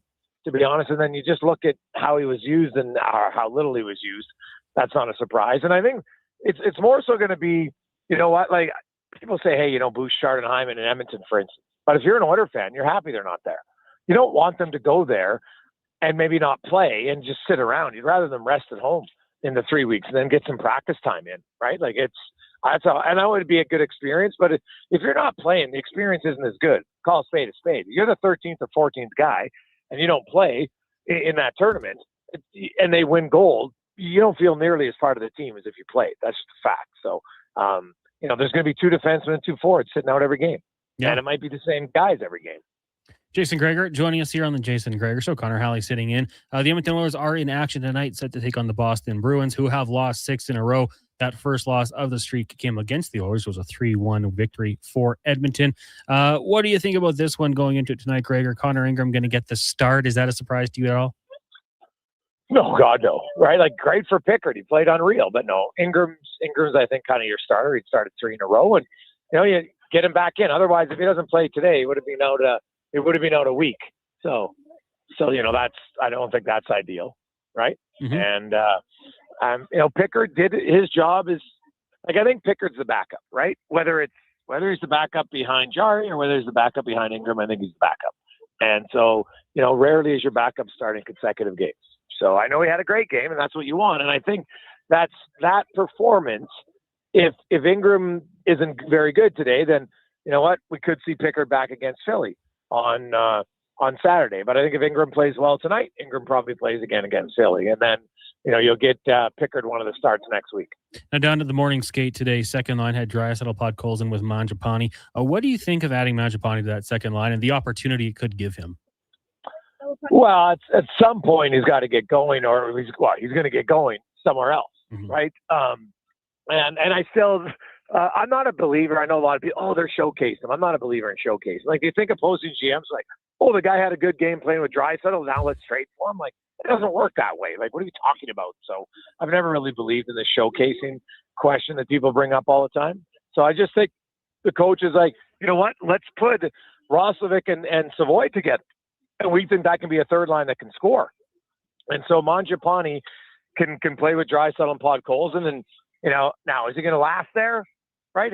If he doesn't play well, you know what? Frederick or somebody else could move up there. Right? So I don't put too much stock into it, to be honest. It's just, okay, guy, like, hey, you sit out a guy that's a pretty strong message. And at the same time, now you come back and say, here's your opportunity to show us that you're worthy of not being held to scratch. That's how I view it. And Kasperi Kapanen was in action today, did skate full practice since re-aggravating the injury. Have you had a timeline on when he could return? Well, I knew he was going to come back in early January. I don't know if, he's probably got to have a few more practices. I'm going to guess tomorrow's a day off for them. It's A, they don't play till Saturday, and B, it is New Year's Day, right? Now, if they were playing Friday, it might be different. But so it's a morning skate, good, but he's going to have to get into a few practices. So I would think next week is probably realistic. I'd be surprised if he's playing against Philly. Yeah, hasn't played since October 19th in the loss to the Red Wings. So it'd be good to get him back. And then, of course, tonight you got Canada taking on the Finns. Canada obviously had their statement game, winning 9-1 in their last game against Denmark. But you think they're turning around the corner, kind of ramping things up here for let's just face it, the games that matter. Well, it was good for Canada to get some goals, right? They had a lot of guys who hadn't been doing a ton offensively. And, McKenna had the big game, so that's good for him. They'll probably exhale and relax a little bit. And the Finns are always pesky, man. Like this tournament, there's been some, obviously that was the one blowout, but there's been a lot of close games. So, Canada, you want to play well. You want the number 1 seed, because then obviously you have the best first round matchup playing the number 4 seed on the other side. So, Canada, this game means a lot to them. They played pretty well, and it's always hard to, what do I take from the last game other than guys feeling confident? But do I think the team's way better suddenly? Not really, because look at who they beat, right? So there's always a little bit of a caveat on that. But tonight will be a much better test. Finns, they always play hard. Canada should beat them. They got more talent off the bottom. But if the game stays close, like if the Finns can either score first or the longer it's a close game, the Finns just have a tendency in these tournaments to find a way to win. Yeah, I'm looking forward. It's going to be a great night in sports. So that's at 6:30, and then Oilers Bruins at 7:30. Jason, any big plans for the evening?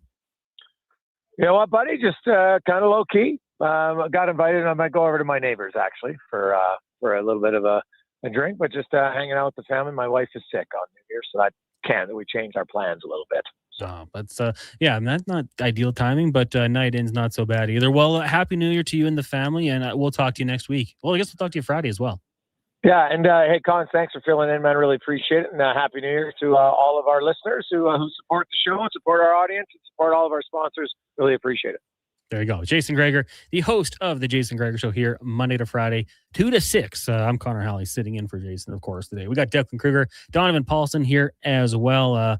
As we mentioned, just a great day in sports. Olympic announcement kicking it off. Then we got the Oilers, we got the World Juniors, we got college football. Right now, Michigan, Texas tied at 17 apiece. And got some basketball mixed in there. Just a really good overall day. The text line is 1-833-401-1440. Lance says, boys, when can we talk heated rivalry? Lance, I haven't seen it yet. Now, here's the thing. I'm really behind on TV shows. I got into Game of Thrones in like season 5. Sons of Anarchy, I think, was in season 4 when I got into it. I think I might check it out. I just don't know when. Right now, my focus is Stranger Things finale tonight.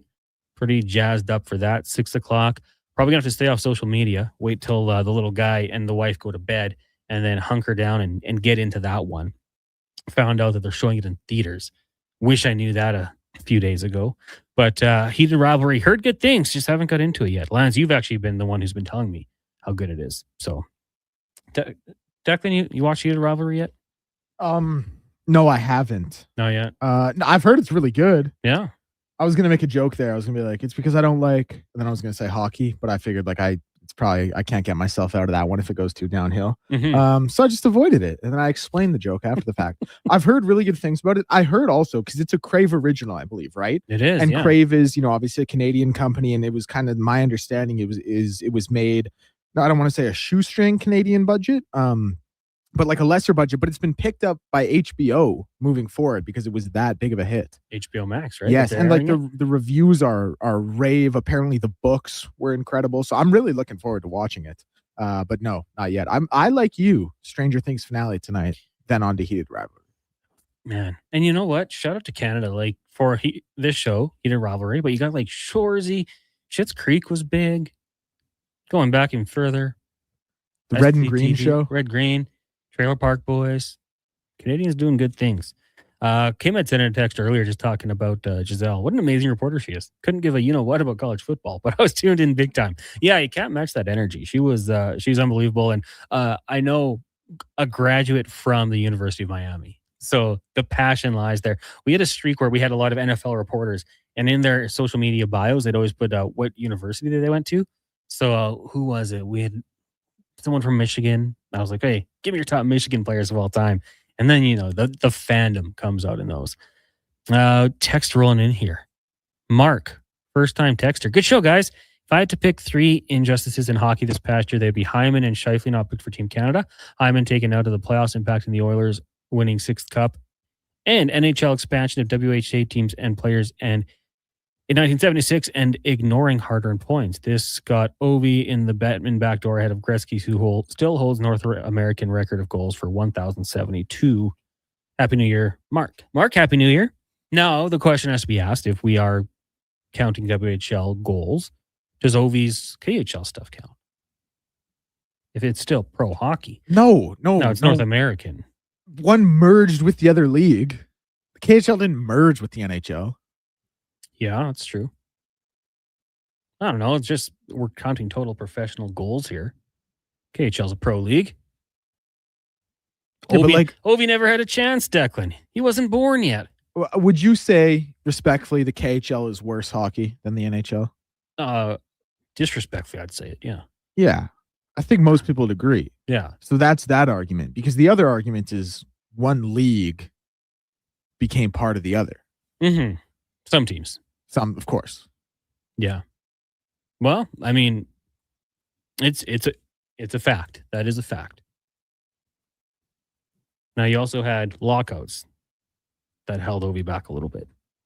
But if you want to go North American professional goals, yes. Mark and Declan, you guys are correct. We'll take a break here. When we come back, we'll talk some more hockey. Dave McCarthy from Sirius XM NHL going to join us. We've also got Cam Tate's 2-minute warning. Joe Haggerty's going to join us to talk some Boston Bruins. I got some stats and numbers I want to get into just regarding broadcasts and the top 100 broadcasts of 2025. You might not know how many were sports. We'll get into that as well.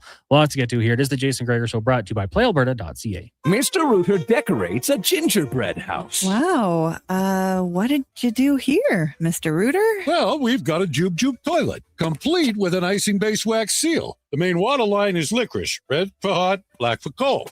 You got your standard marshmallow hot water tank and a candy cane sewer line. And on the outside, candy corn hose pips. Disgusting, but they get the job done. To have your Yule clogs fixed, trust one plumber, Mr. Rooter. Everyone's a winner during Wish and Win at Wolf GMC Buick. But hurry, it ends January 2nd. Every single customer is guaranteed at least a $500 bonus with a chance to save up to $25,000 towards a new GMC or Buick. At Wolf GMC Buick, we also have 0% financing up to 84 months on most of our popular SUVs and trucks. And we're clearing out remaining 25s, including cash discounts up to $10,000 on a great selection of Sierra HDs. But hurry in now, it ends January 2nd. Wolf GMC Buick, where everyone wins. Across the province, Albertans are taking their shot on Play Alberta. With casino winners every hour, jackpots worth millions, and revenue that stays in the province, there's never been a better time to sign up. Right now, our listeners can score a $50 free bet when they make a minimum $50 deposit with code Gregor50. That's code Gregor50 for a $50 free bet. Start playing with your game sense today to find out if you're Alberta's next winner. I'm Grant Fedork from Leading Edge Physiotherapy, and people who suffer brain fog might think it's just going to be part of their life. But listen, I've seen a 38-year-old man managing a concussion read her kid a bedtime story without losing the plot, all because of cognitive rehab that rewires the brain like a GPS reboot. Your brain isn't broken, it's buffering. One missed beat in focus, memory, or balance snowballs into frustration, falls, or forgotten keys. Stroke, concussion, long COVID, even aging can all lead to brain fog. Cognitive rehab works. Check us out at leadingedgephysio.com before your next "Where'd I Put My Phone" moment. Top quality flooring, locally owned, and Canadian products from Beaulieu. Yeah, that's CFI. CFI what? No, CFI, Custom Floors Inc. From free estimate to professional installation, contact Custom Floors Inc. at customfloorsinc.ca. They're not just a grocery store. They're a butcher, a baker, a cafe, deli, rotisserie pizza, and restaurant, all under one roof. Loca Quality Market does food differently with 2 locations to serve you, Edmonton and Sherwood Park. Visit loca.ca. The job isn't done until the last load is hauled, and having a semi-trailer out of commission is not an option. Whether replacing or adding to your convoy, Edmonton Trailer has a huge inventory of new and used semi-trailers, trusted by the gravel, logging, oil field, fluids, and freight industries. Find a trailer right for you online or at one of their 3 locations. For sales, service, parts, rental, and finance, when you're in it for the long haul, Edmonton Trailer. The Junior Prospects Hockey League's 4th season is now underway. The JPHL offers elite athletic and academic opportunities for players in the 14U, 15U, 17U, and 18U divisions. All games are broadcast live on Silent Ice TV, featuring a showcase-style schedule and competitive matchups across Western Canada. Players work with experienced coaches, trainers, and elite hockey personnel. Learn more about Western Canada's fastest-growing elite hockey development stream at juniorprospectshockeyleague.com. Across rural Alberta, volunteers and community groups work hard to make life better for their neighbors, creating new playgrounds, better rinks, and gathering places that bring us together. Vision Credit Union is proud to lend these local heroes a helping hand. Apply today for a Helping Hand grant up to $10,000 to support your community's next big idea. Let's make great things happen together. Applications are open until January 31st, 2026. Learn more at whatsyourshare.ca. Game day sauce. Buddy, quit rolling up to the bar and looking like it's grade 9 grad and you're wearing your dad's old work suit. Do yourself a favor and call Game Day Suits. Game Day Suits is Alberta-based and makes fully customizable made-to-order suits. Perfect for hockey teams, wedding parties, or even the office crew. Book your free consultation at GameDaySuits.ca. I'm rocking one right now. I look deadly. You know they can't see you, right? Okay, Mr. Announcer, you want to go, tough guy? Game Day Suits.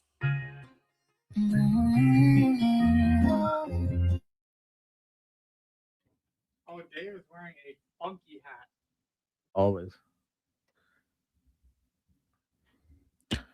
Portions of this hour brought to you by Papa John's. Get the Gregor special. Enjoy 20% off regular menu price order when you enter promo code Gregor at papajohns.ca or on the Papa John's app. This is Sports 1440, where Edmonton talks sports. On YouTube, Facebook, and X. Here's Jason Gregor. Brought to you by playalberta.ca.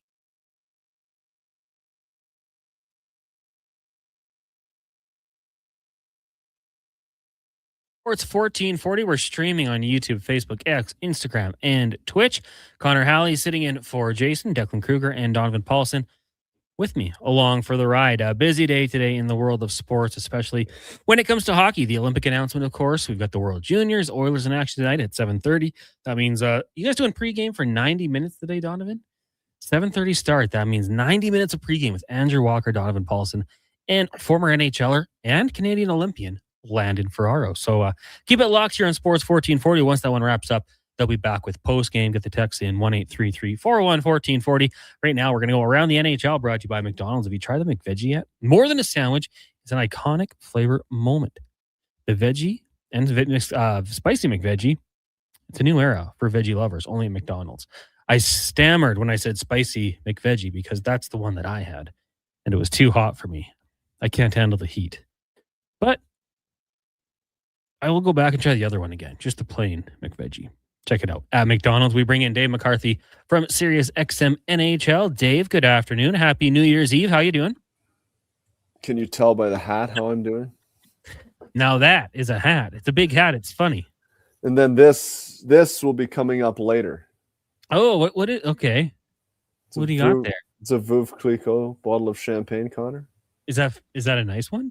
It's a nice bottle. You know, I'm like a baby duck kind of guy. What you're a what? Baby duck. Baby duck. Maybe you guys don't have it out east. It's no, like $8 a bottle, maybe. Of it's not champagne then. It's sparkling wine. So hey, you good stuff. As long as you like it, that's all that matters. Yeah. I never fault anybody because I once did a bourbon tasting with a guy who worked for Jim Beam. This was like 5 years ago.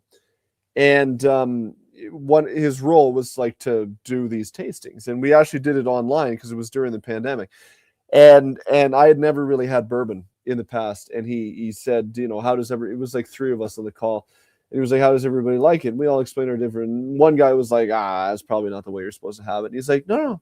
Like, however you like it is how we like you to have it.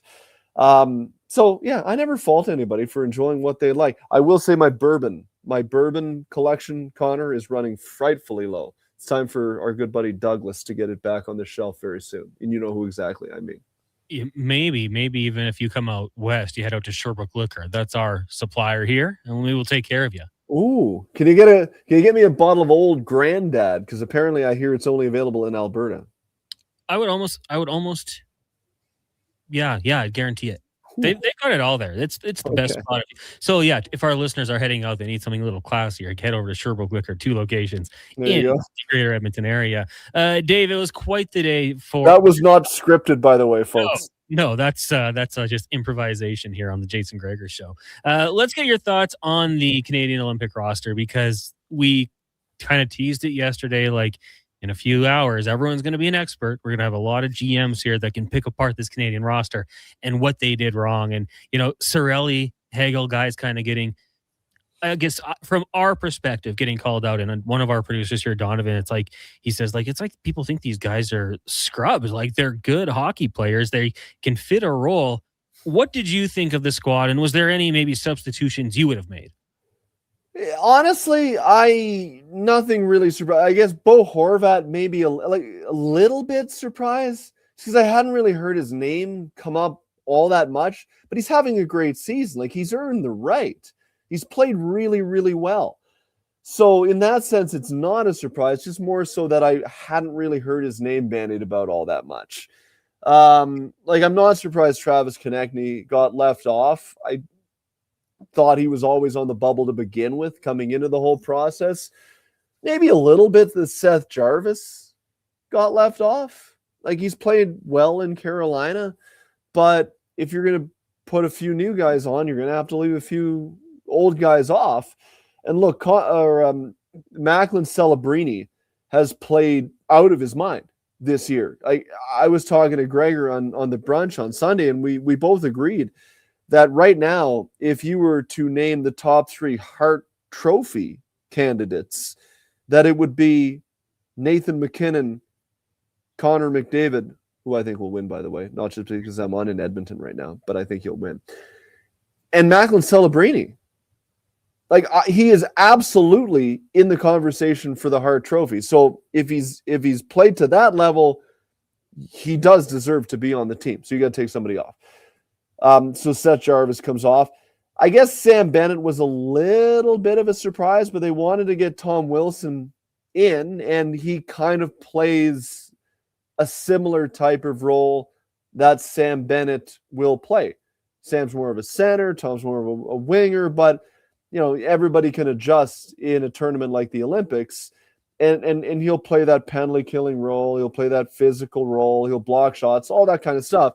And they went with Tom Wilson. So that's their prerogative. Outside of that, what people have to understand is the coaching staff is looking for trust here, because anybody who's telling me about analytics, I'm not interested in. Why? Because analytics look great over a large sample size. Okay, 82 games. It all comes out in the wash. 6 games. Do you win me that puck battle now, or do you not? And if the answer is I cannot rely on you as much as this guy, then I got to pick this guy, because that's what it all comes down to. And I think that's how they went. They trust the D. They trust the D. Are all of the guys playing amazing right now? No, but they played great in the Four Nations, and John Cooper has trust in those guys. Matt Schaefer, he's right there. He's right there. But as I said on my show, Connor, they don't need Matt Schaefer right now because they have Cale Makar. Okay? So starring in the role of Cale Makar is Cale Makar. If Cale Makar is unavailable, then you need a guy like Matt Schaefer, but you don't need him right now. But you also don't need Matt Schaefer to kill you a penalty and to chip it out with 30 seconds left when you're leading by a goal. They would prefer to rely on Travis Sanheim for that. And to that, I can't really disagree. So no real surprises, really. And I just find this conversation crazy in a way, because everyone's making definitive responses. At the end of the day, man, who the hell knows? We'll find out if they win or they lose. And if they win, everybody made the right call. If they lose, then maybe they should have made some different calls. But in hindsight, you could do that again with the guys that you wanted on. And maybe in that sense, they don't win. You never know. But I think what I can say is they've picked a good team that has a great chance to win a gold medal. Yeah, I mean, we talked about it earlier today, and I, not trying to be a fence sitter, but we'll wait and see. Like you said, if they win, then they nailed it. If they don't win, then they open themselves up to a lot of, arguments about what could have been done differently. Dave McCarthy joining us here on the Jason Gregor Show. Connor Halley sitting in. Dave, just to jump in, there is no magic roster where if you pick these exact guys, you guarantee a win. It doesn't work that way. Yeah, exactly. Now, I don't know if you saw this. I don't know if you know this. There's a few of us that have social media access to the Sports 1440 account. And yesterday, Declan Kruger made a great clip, and it reads this on Twitter. I've heard rumblings that he's not loving life in Toronto. Jason Gregor on Austin Matthews. Now, for the Edmontonian in me, it's funny because for 10 years, I listened to Toronto Maple Leafs fans say, McDavid's done. He's out of there when that contract ends. Gregor flipped the switch here, saying maybe Matthews isn't happy in Toronto. You're there. You cover the team. You know better than anyone else. Have you heard anything like that? I have not heard anything to the extent that I would be willing to decree he is unhappy. He might well be unhappy right now, and I think he is. Why? Because the team's not playing very good, right? They're not in a very good position. they've played better of late, but man, it just seems like every time they win, and Montreal wins, and Pittsburgh wins, you can't gain ground. So, and I think that's what Jason was probably getting at. He's not thrilled right now. He's not happy because the guy is a competitor. He wants to win. Anyone who says he doesn't care is fooling themselves. And I'm not saying anyone associated with any of us is saying he doesn't care. So I'm talking about like fans. Oh, he doesn't care. That's please don't be stupid. Okay. Like I beg of you, don't be stupid. The man is a competitor. The reason he wanted to re-sign in Toronto is because he understands what it would mean here if he was to win, and what playing here in Toronto affords him in terms of opportunities off the ice. He is extremely well aware of this. And so I think he's unhappy because the team's not in a great spot. Now, he was out yesterday. We'll see if he plays yet. He blocked shot off his foot. He probably couldn't get a skate on yesterday. But like, I'm not willing to say he's saying check, please, yet. I'm nowhere close to that. I haven't heard anything of that nature. I think he's unhappy because the team's not playing well. But what it would mean if he came back, and he'll get back soon, and goes on a tear down the stretch. The last couple games he played, he's looked as good as he has all year, and then drags them into the playoffs, and then they go on a little bit of a run. And then let's revisit where we are in May, June. He'll probably be a lot more happy. But like, is all this coming from the clip that I tweeted out on Saturday night when one young Mr. McDavid told the national audience on Hockey Night in Canada that he was once given a 97 McDavid Leaf jersey for Christmas? I mean, I saw that pop up too.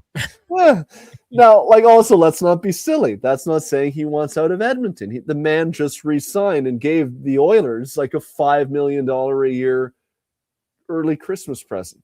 So, like, yeah, people can be unhappy. It doesn't mean they necessarily want out. I think McDavid wants to win in Edmonton, and I think Matthews wants to win in Toronto. Totally agree. And before we let you go, Dave, get your festivities going for the New Year's Eve parties I'm sure you're attending. What have you seen from the Edmonton Oilers as of late here to help them turn it around? Well, they're playing much more like the team that we've become accustomed to seeing them play like in the springtime. Their best players are playing like their best players. Like, let's be honest. Connor McDavid was good for most normal human beings in October and mid into November, but he wasn't at McDavid's level that we've come to be accustomed to. And the way Edmonton is built is that they rely on him to be just simply close to, if not better than everybody else. They rely on that for Leon Draisaitl. Zach Hyman was not around for the first 3 weeks, 4 weeks. So that hurts the team. They're all playing awesome now. Like, the month of December that Connor McDavid had, like, I can't help but laugh when I say 32 points in 12 games. Like, what? That's lunacy. So I think this guy's going to absolutely fly here into January, because I think he wants to be at his best into February when the Winter Olympics get going. Like, this guy, I know for a fact, is interested in an Olympic gold medal and a Stanley Cup in the same year. So I think his play is going to trend up. They're playing a little bit more reliably. Their power plays more. They haven't been shooting themselves in the foot as often as they did earlier in the year. Do I think they can improve on the back end? I still think I'd like to see their blue line improve, because it's just it can be great, but it can also be like, I laughed the other day. I heard Struddy say that someone tweeted Evan Bouchard on any shift can be the best player on either team. I mean, that's it's savage, but it's not wrong. As good as Evan Bouchard is, you're always kind of like when he goes on the ice, because he may not be great. And so, like, I would love the Oilers to get to a level of consistency and I guess just level water in terms of what we're getting defensively, that would help a lot. Not to sacrifice offense, but just to be able to believe in it and rely on it. I think that what holds them back. I think come push and shove, 97, 29, whatever number Hyman wears. Is it 11 these days? I don't even know. 18. They'll be good. Nuge will be good. Like they'll score enough. It's just, can you keep everything under control in your own? And if they can do that and they get good enough goaltending, they're going to be right there, because everyone else in the Pacific Division outside of Vegas, and even then, like, I really don't think is all that good. Edmonton's going to be just fine. Dave, I got a DM from Mike Sobel, a TV legend out here in Edmonton, said, grew up on Baby Duck out east. It does exist. So, it does. You know what? Take a look down low, like bottom shelf, and you know it probably has like dirt on it because people have been walking in and kicking schmutz up. But it's floor level stuff. That's where you got to find it. So grab a bottle tonight if you can, and let me know. Okay, it may not be tonight. I think everything's just about closed, and I'm probably not going to go out again. But I'll grab a bottle of Baby Duck, and we'll have a talk next time I'm on with you, buddy. Beautiful. Happy New Year, and we'll talk to you again in 2026. Thanks for having me on, boys. See you. There you go. Dave McCarthy from Sirius XM NHL. Of course, host the brunch with Gregor. Hops on every Sunday, and then Dave repays the favor and joins us here on Tuesdays. But today's Wednesday. He couldn't do yesterday. These days all mushed together between Christmas and New Year's anyways. We'll take a quick break here. When we come back, we'll get the Cam Tates. 2-minute warning. Also, I want to run through the top 100 things viewed on television this year. And if you could take a guess, out of 100, how many do you think were sports related?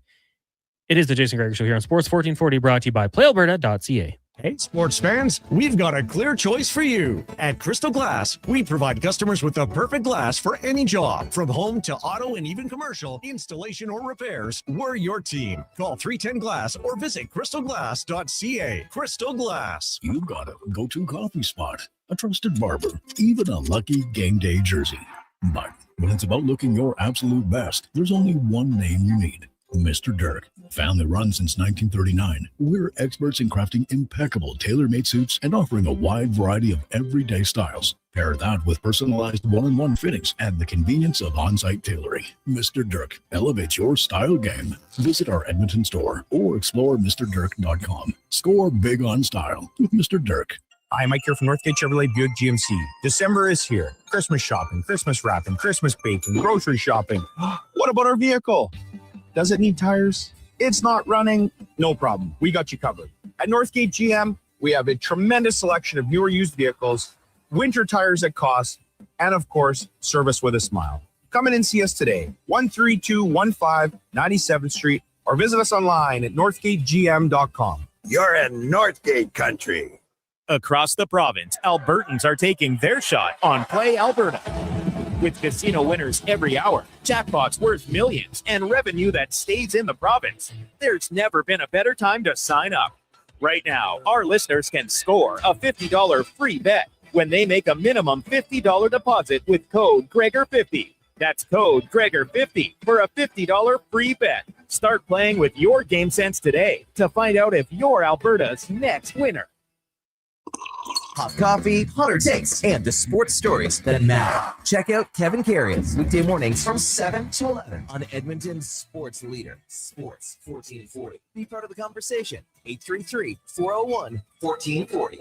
The job won't wait. Why should you? At AWS Welding Supplies and Repairs, conveniently located in Nisku, we've got everything you need to get it done. From product sales to servicing and calibrating machines, we're your one-stop shop. We're a proud, locally owned and operated business, committed to serving our community with a proven track record of customer service. Don't let a broken tool slow you down. We offer fast repairs and free same-day delivery of in-stock items to Leduc, Nisku, and South Edmonton. AWS Welding. We make it happen. Whether you're a craft beer connoisseur or more of a wine aficionado, There's always something new to discover at Sherbrooke Liquor, a unique, family-owned, independent liquor store. The selection? Incredible. The non-alcohol section is also very impressive. Sherbrooke Liquor, expert, knowledgeable staff with a passion for unique finds. More than just a liquor store, we're a community. Alberta's best, the one and only Sherbrooke Liquor. Wine, spirits, and oodles of beer. Visit SherbrookeLiquor.com. I'm getting McDonald's. You want anything? Oh, yeah. I'll get I'm obviously going to get the McVeggie, medium fries and a medium fountain drink for $9.99. It's my favorite meal, and it's new. Plus, if I get that, maybe he'll want it too. And then he'll always thank me for introducing him to the McVeggie. I'll be a hero. So, McVeggie fries and drink? How'd you know? You were thinking out loud again. Get yourself a McVeggie meal for just $9.99 plus tax for a limited time only at participating McDonald's restaurants. Every morning, you look in the mirror and see less of yourself. Hair loss can feel like losing a part of who you are. But it doesn't have to be that way.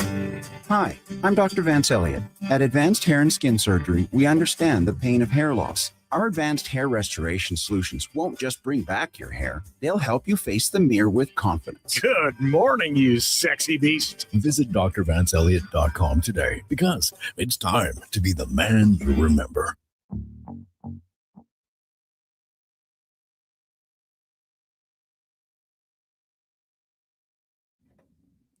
Portions of this hour brought to you by Can Torque, made in Canada, made for Canada, where extreme isn't theoretical. Find your solution at www.cantorque.com. He's not just another pair of glasses. It's the Jason Gregor Show. Thanks for checking out Edmonton Sports 1440. Presented by playalberta.ca, Alberta's only regulated online gambling website.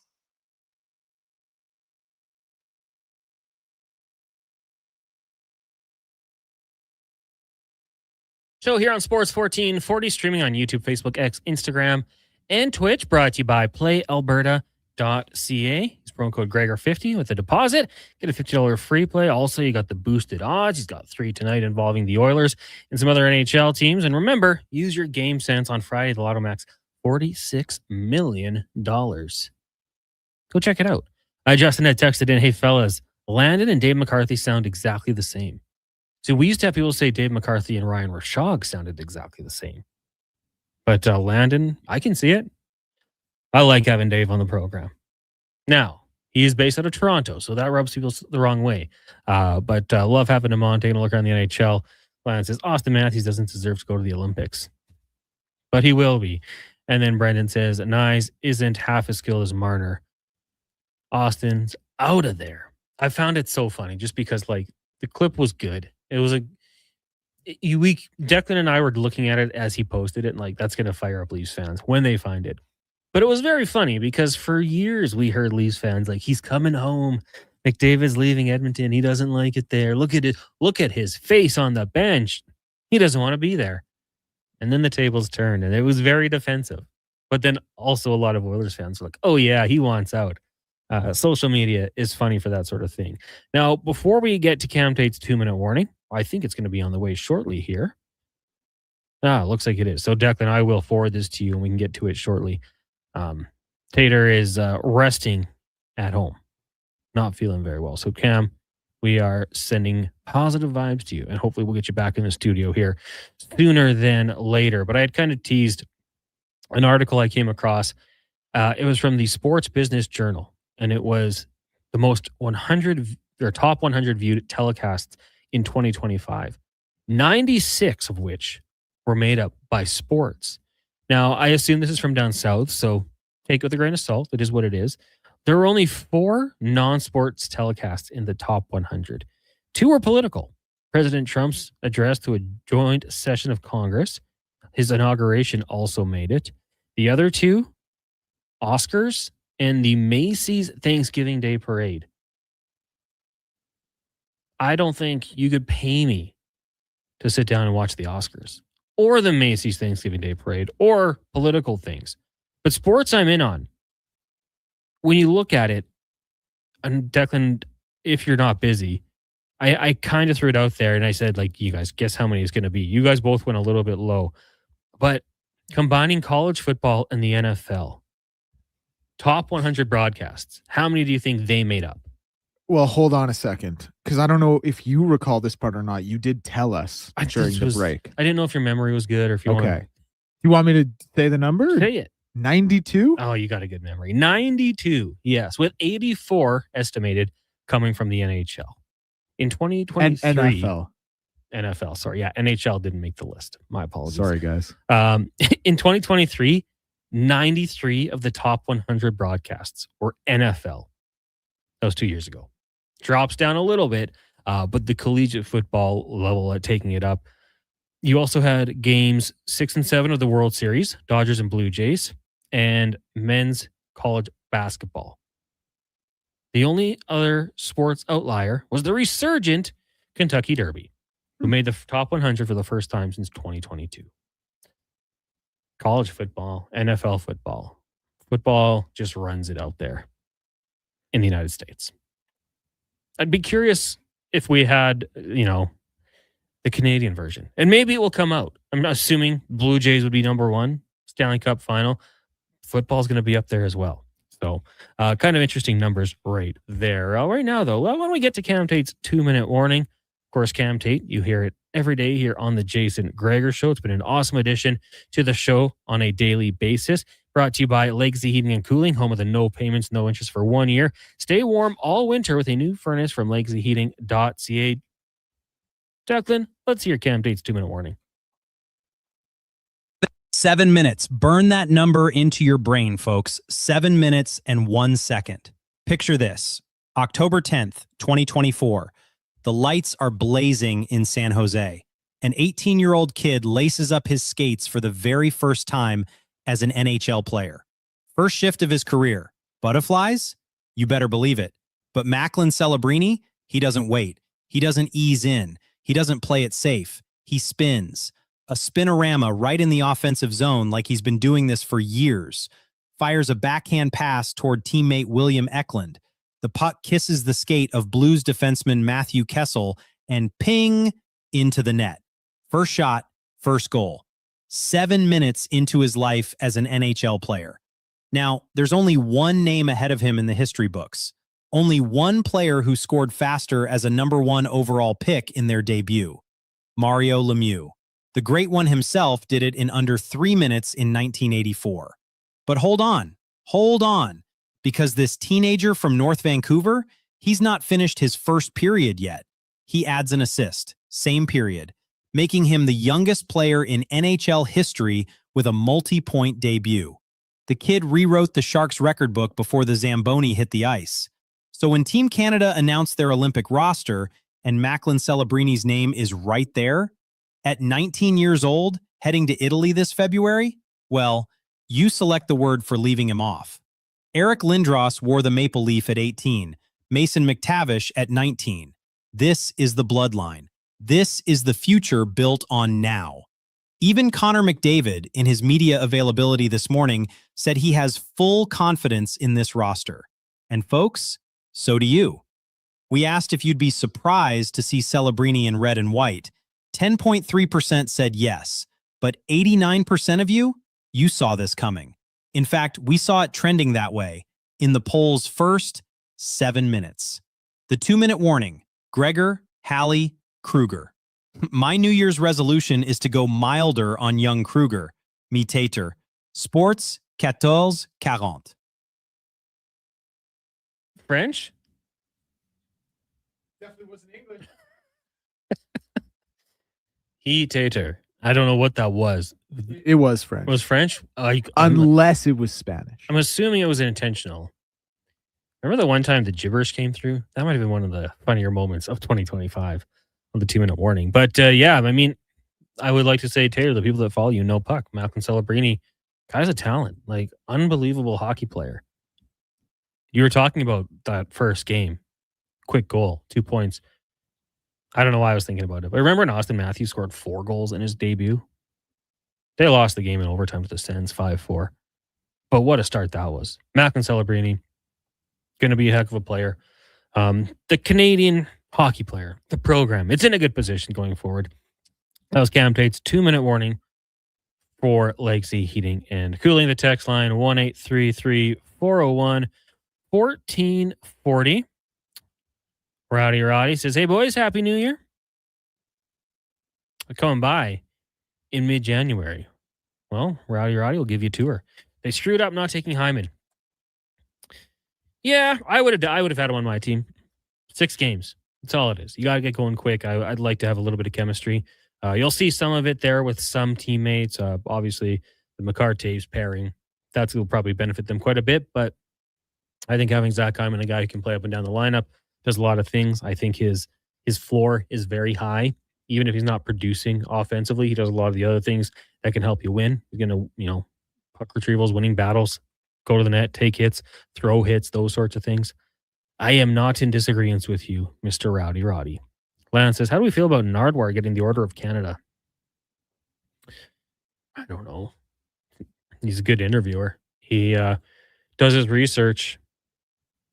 You know those awards, though, Lance. It's all about who you know and what you know.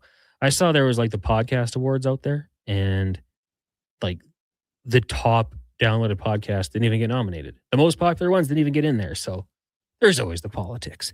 We'll take a break. Coming up still on the show, we are going to be joined by Joe Haggerty, covers the Boston Bruins as they are in Edmonton tonight. Maybe we'll ask Joe what he's doing for the New Year's. They might be actually watching a hockey game as he's still out in Boston. Tyler Yaremchuk will join us from Oilers Nation and Daily Faceoff. Declan Kruger has 5 questions. Then we'll be joined by Speck, and we'll hear comments from some of the Edmonton Oilers. This is the Jason Gregor Show. Connor Halley, Declan Kruger, and Donovan Paulson with you. But first, we're going to get to a Sports 1440 update brought to you by Loca. Dinner just got a whole lot easier and tastier. Head to meals.loca.ca. Select the number of chef-crafted meals you'd like to eat and get them delivered to your door every Sunday for as low as $10 per serving. Just heat, eat, repeat. Meals.loca.ca. Here is Declan Kruger. This is a Sports 1440 update. Edmonton Oilers in action tonight, 7:30 puck drop versus the Boston Bruins. Andrew Mangiapane will be in the top 6. Connor Ingram will be in the starter's net. And other scores around the league today. 2 finals. So the Caps over the Rangers 6-3, the Preds over the Golden Knights 4-2.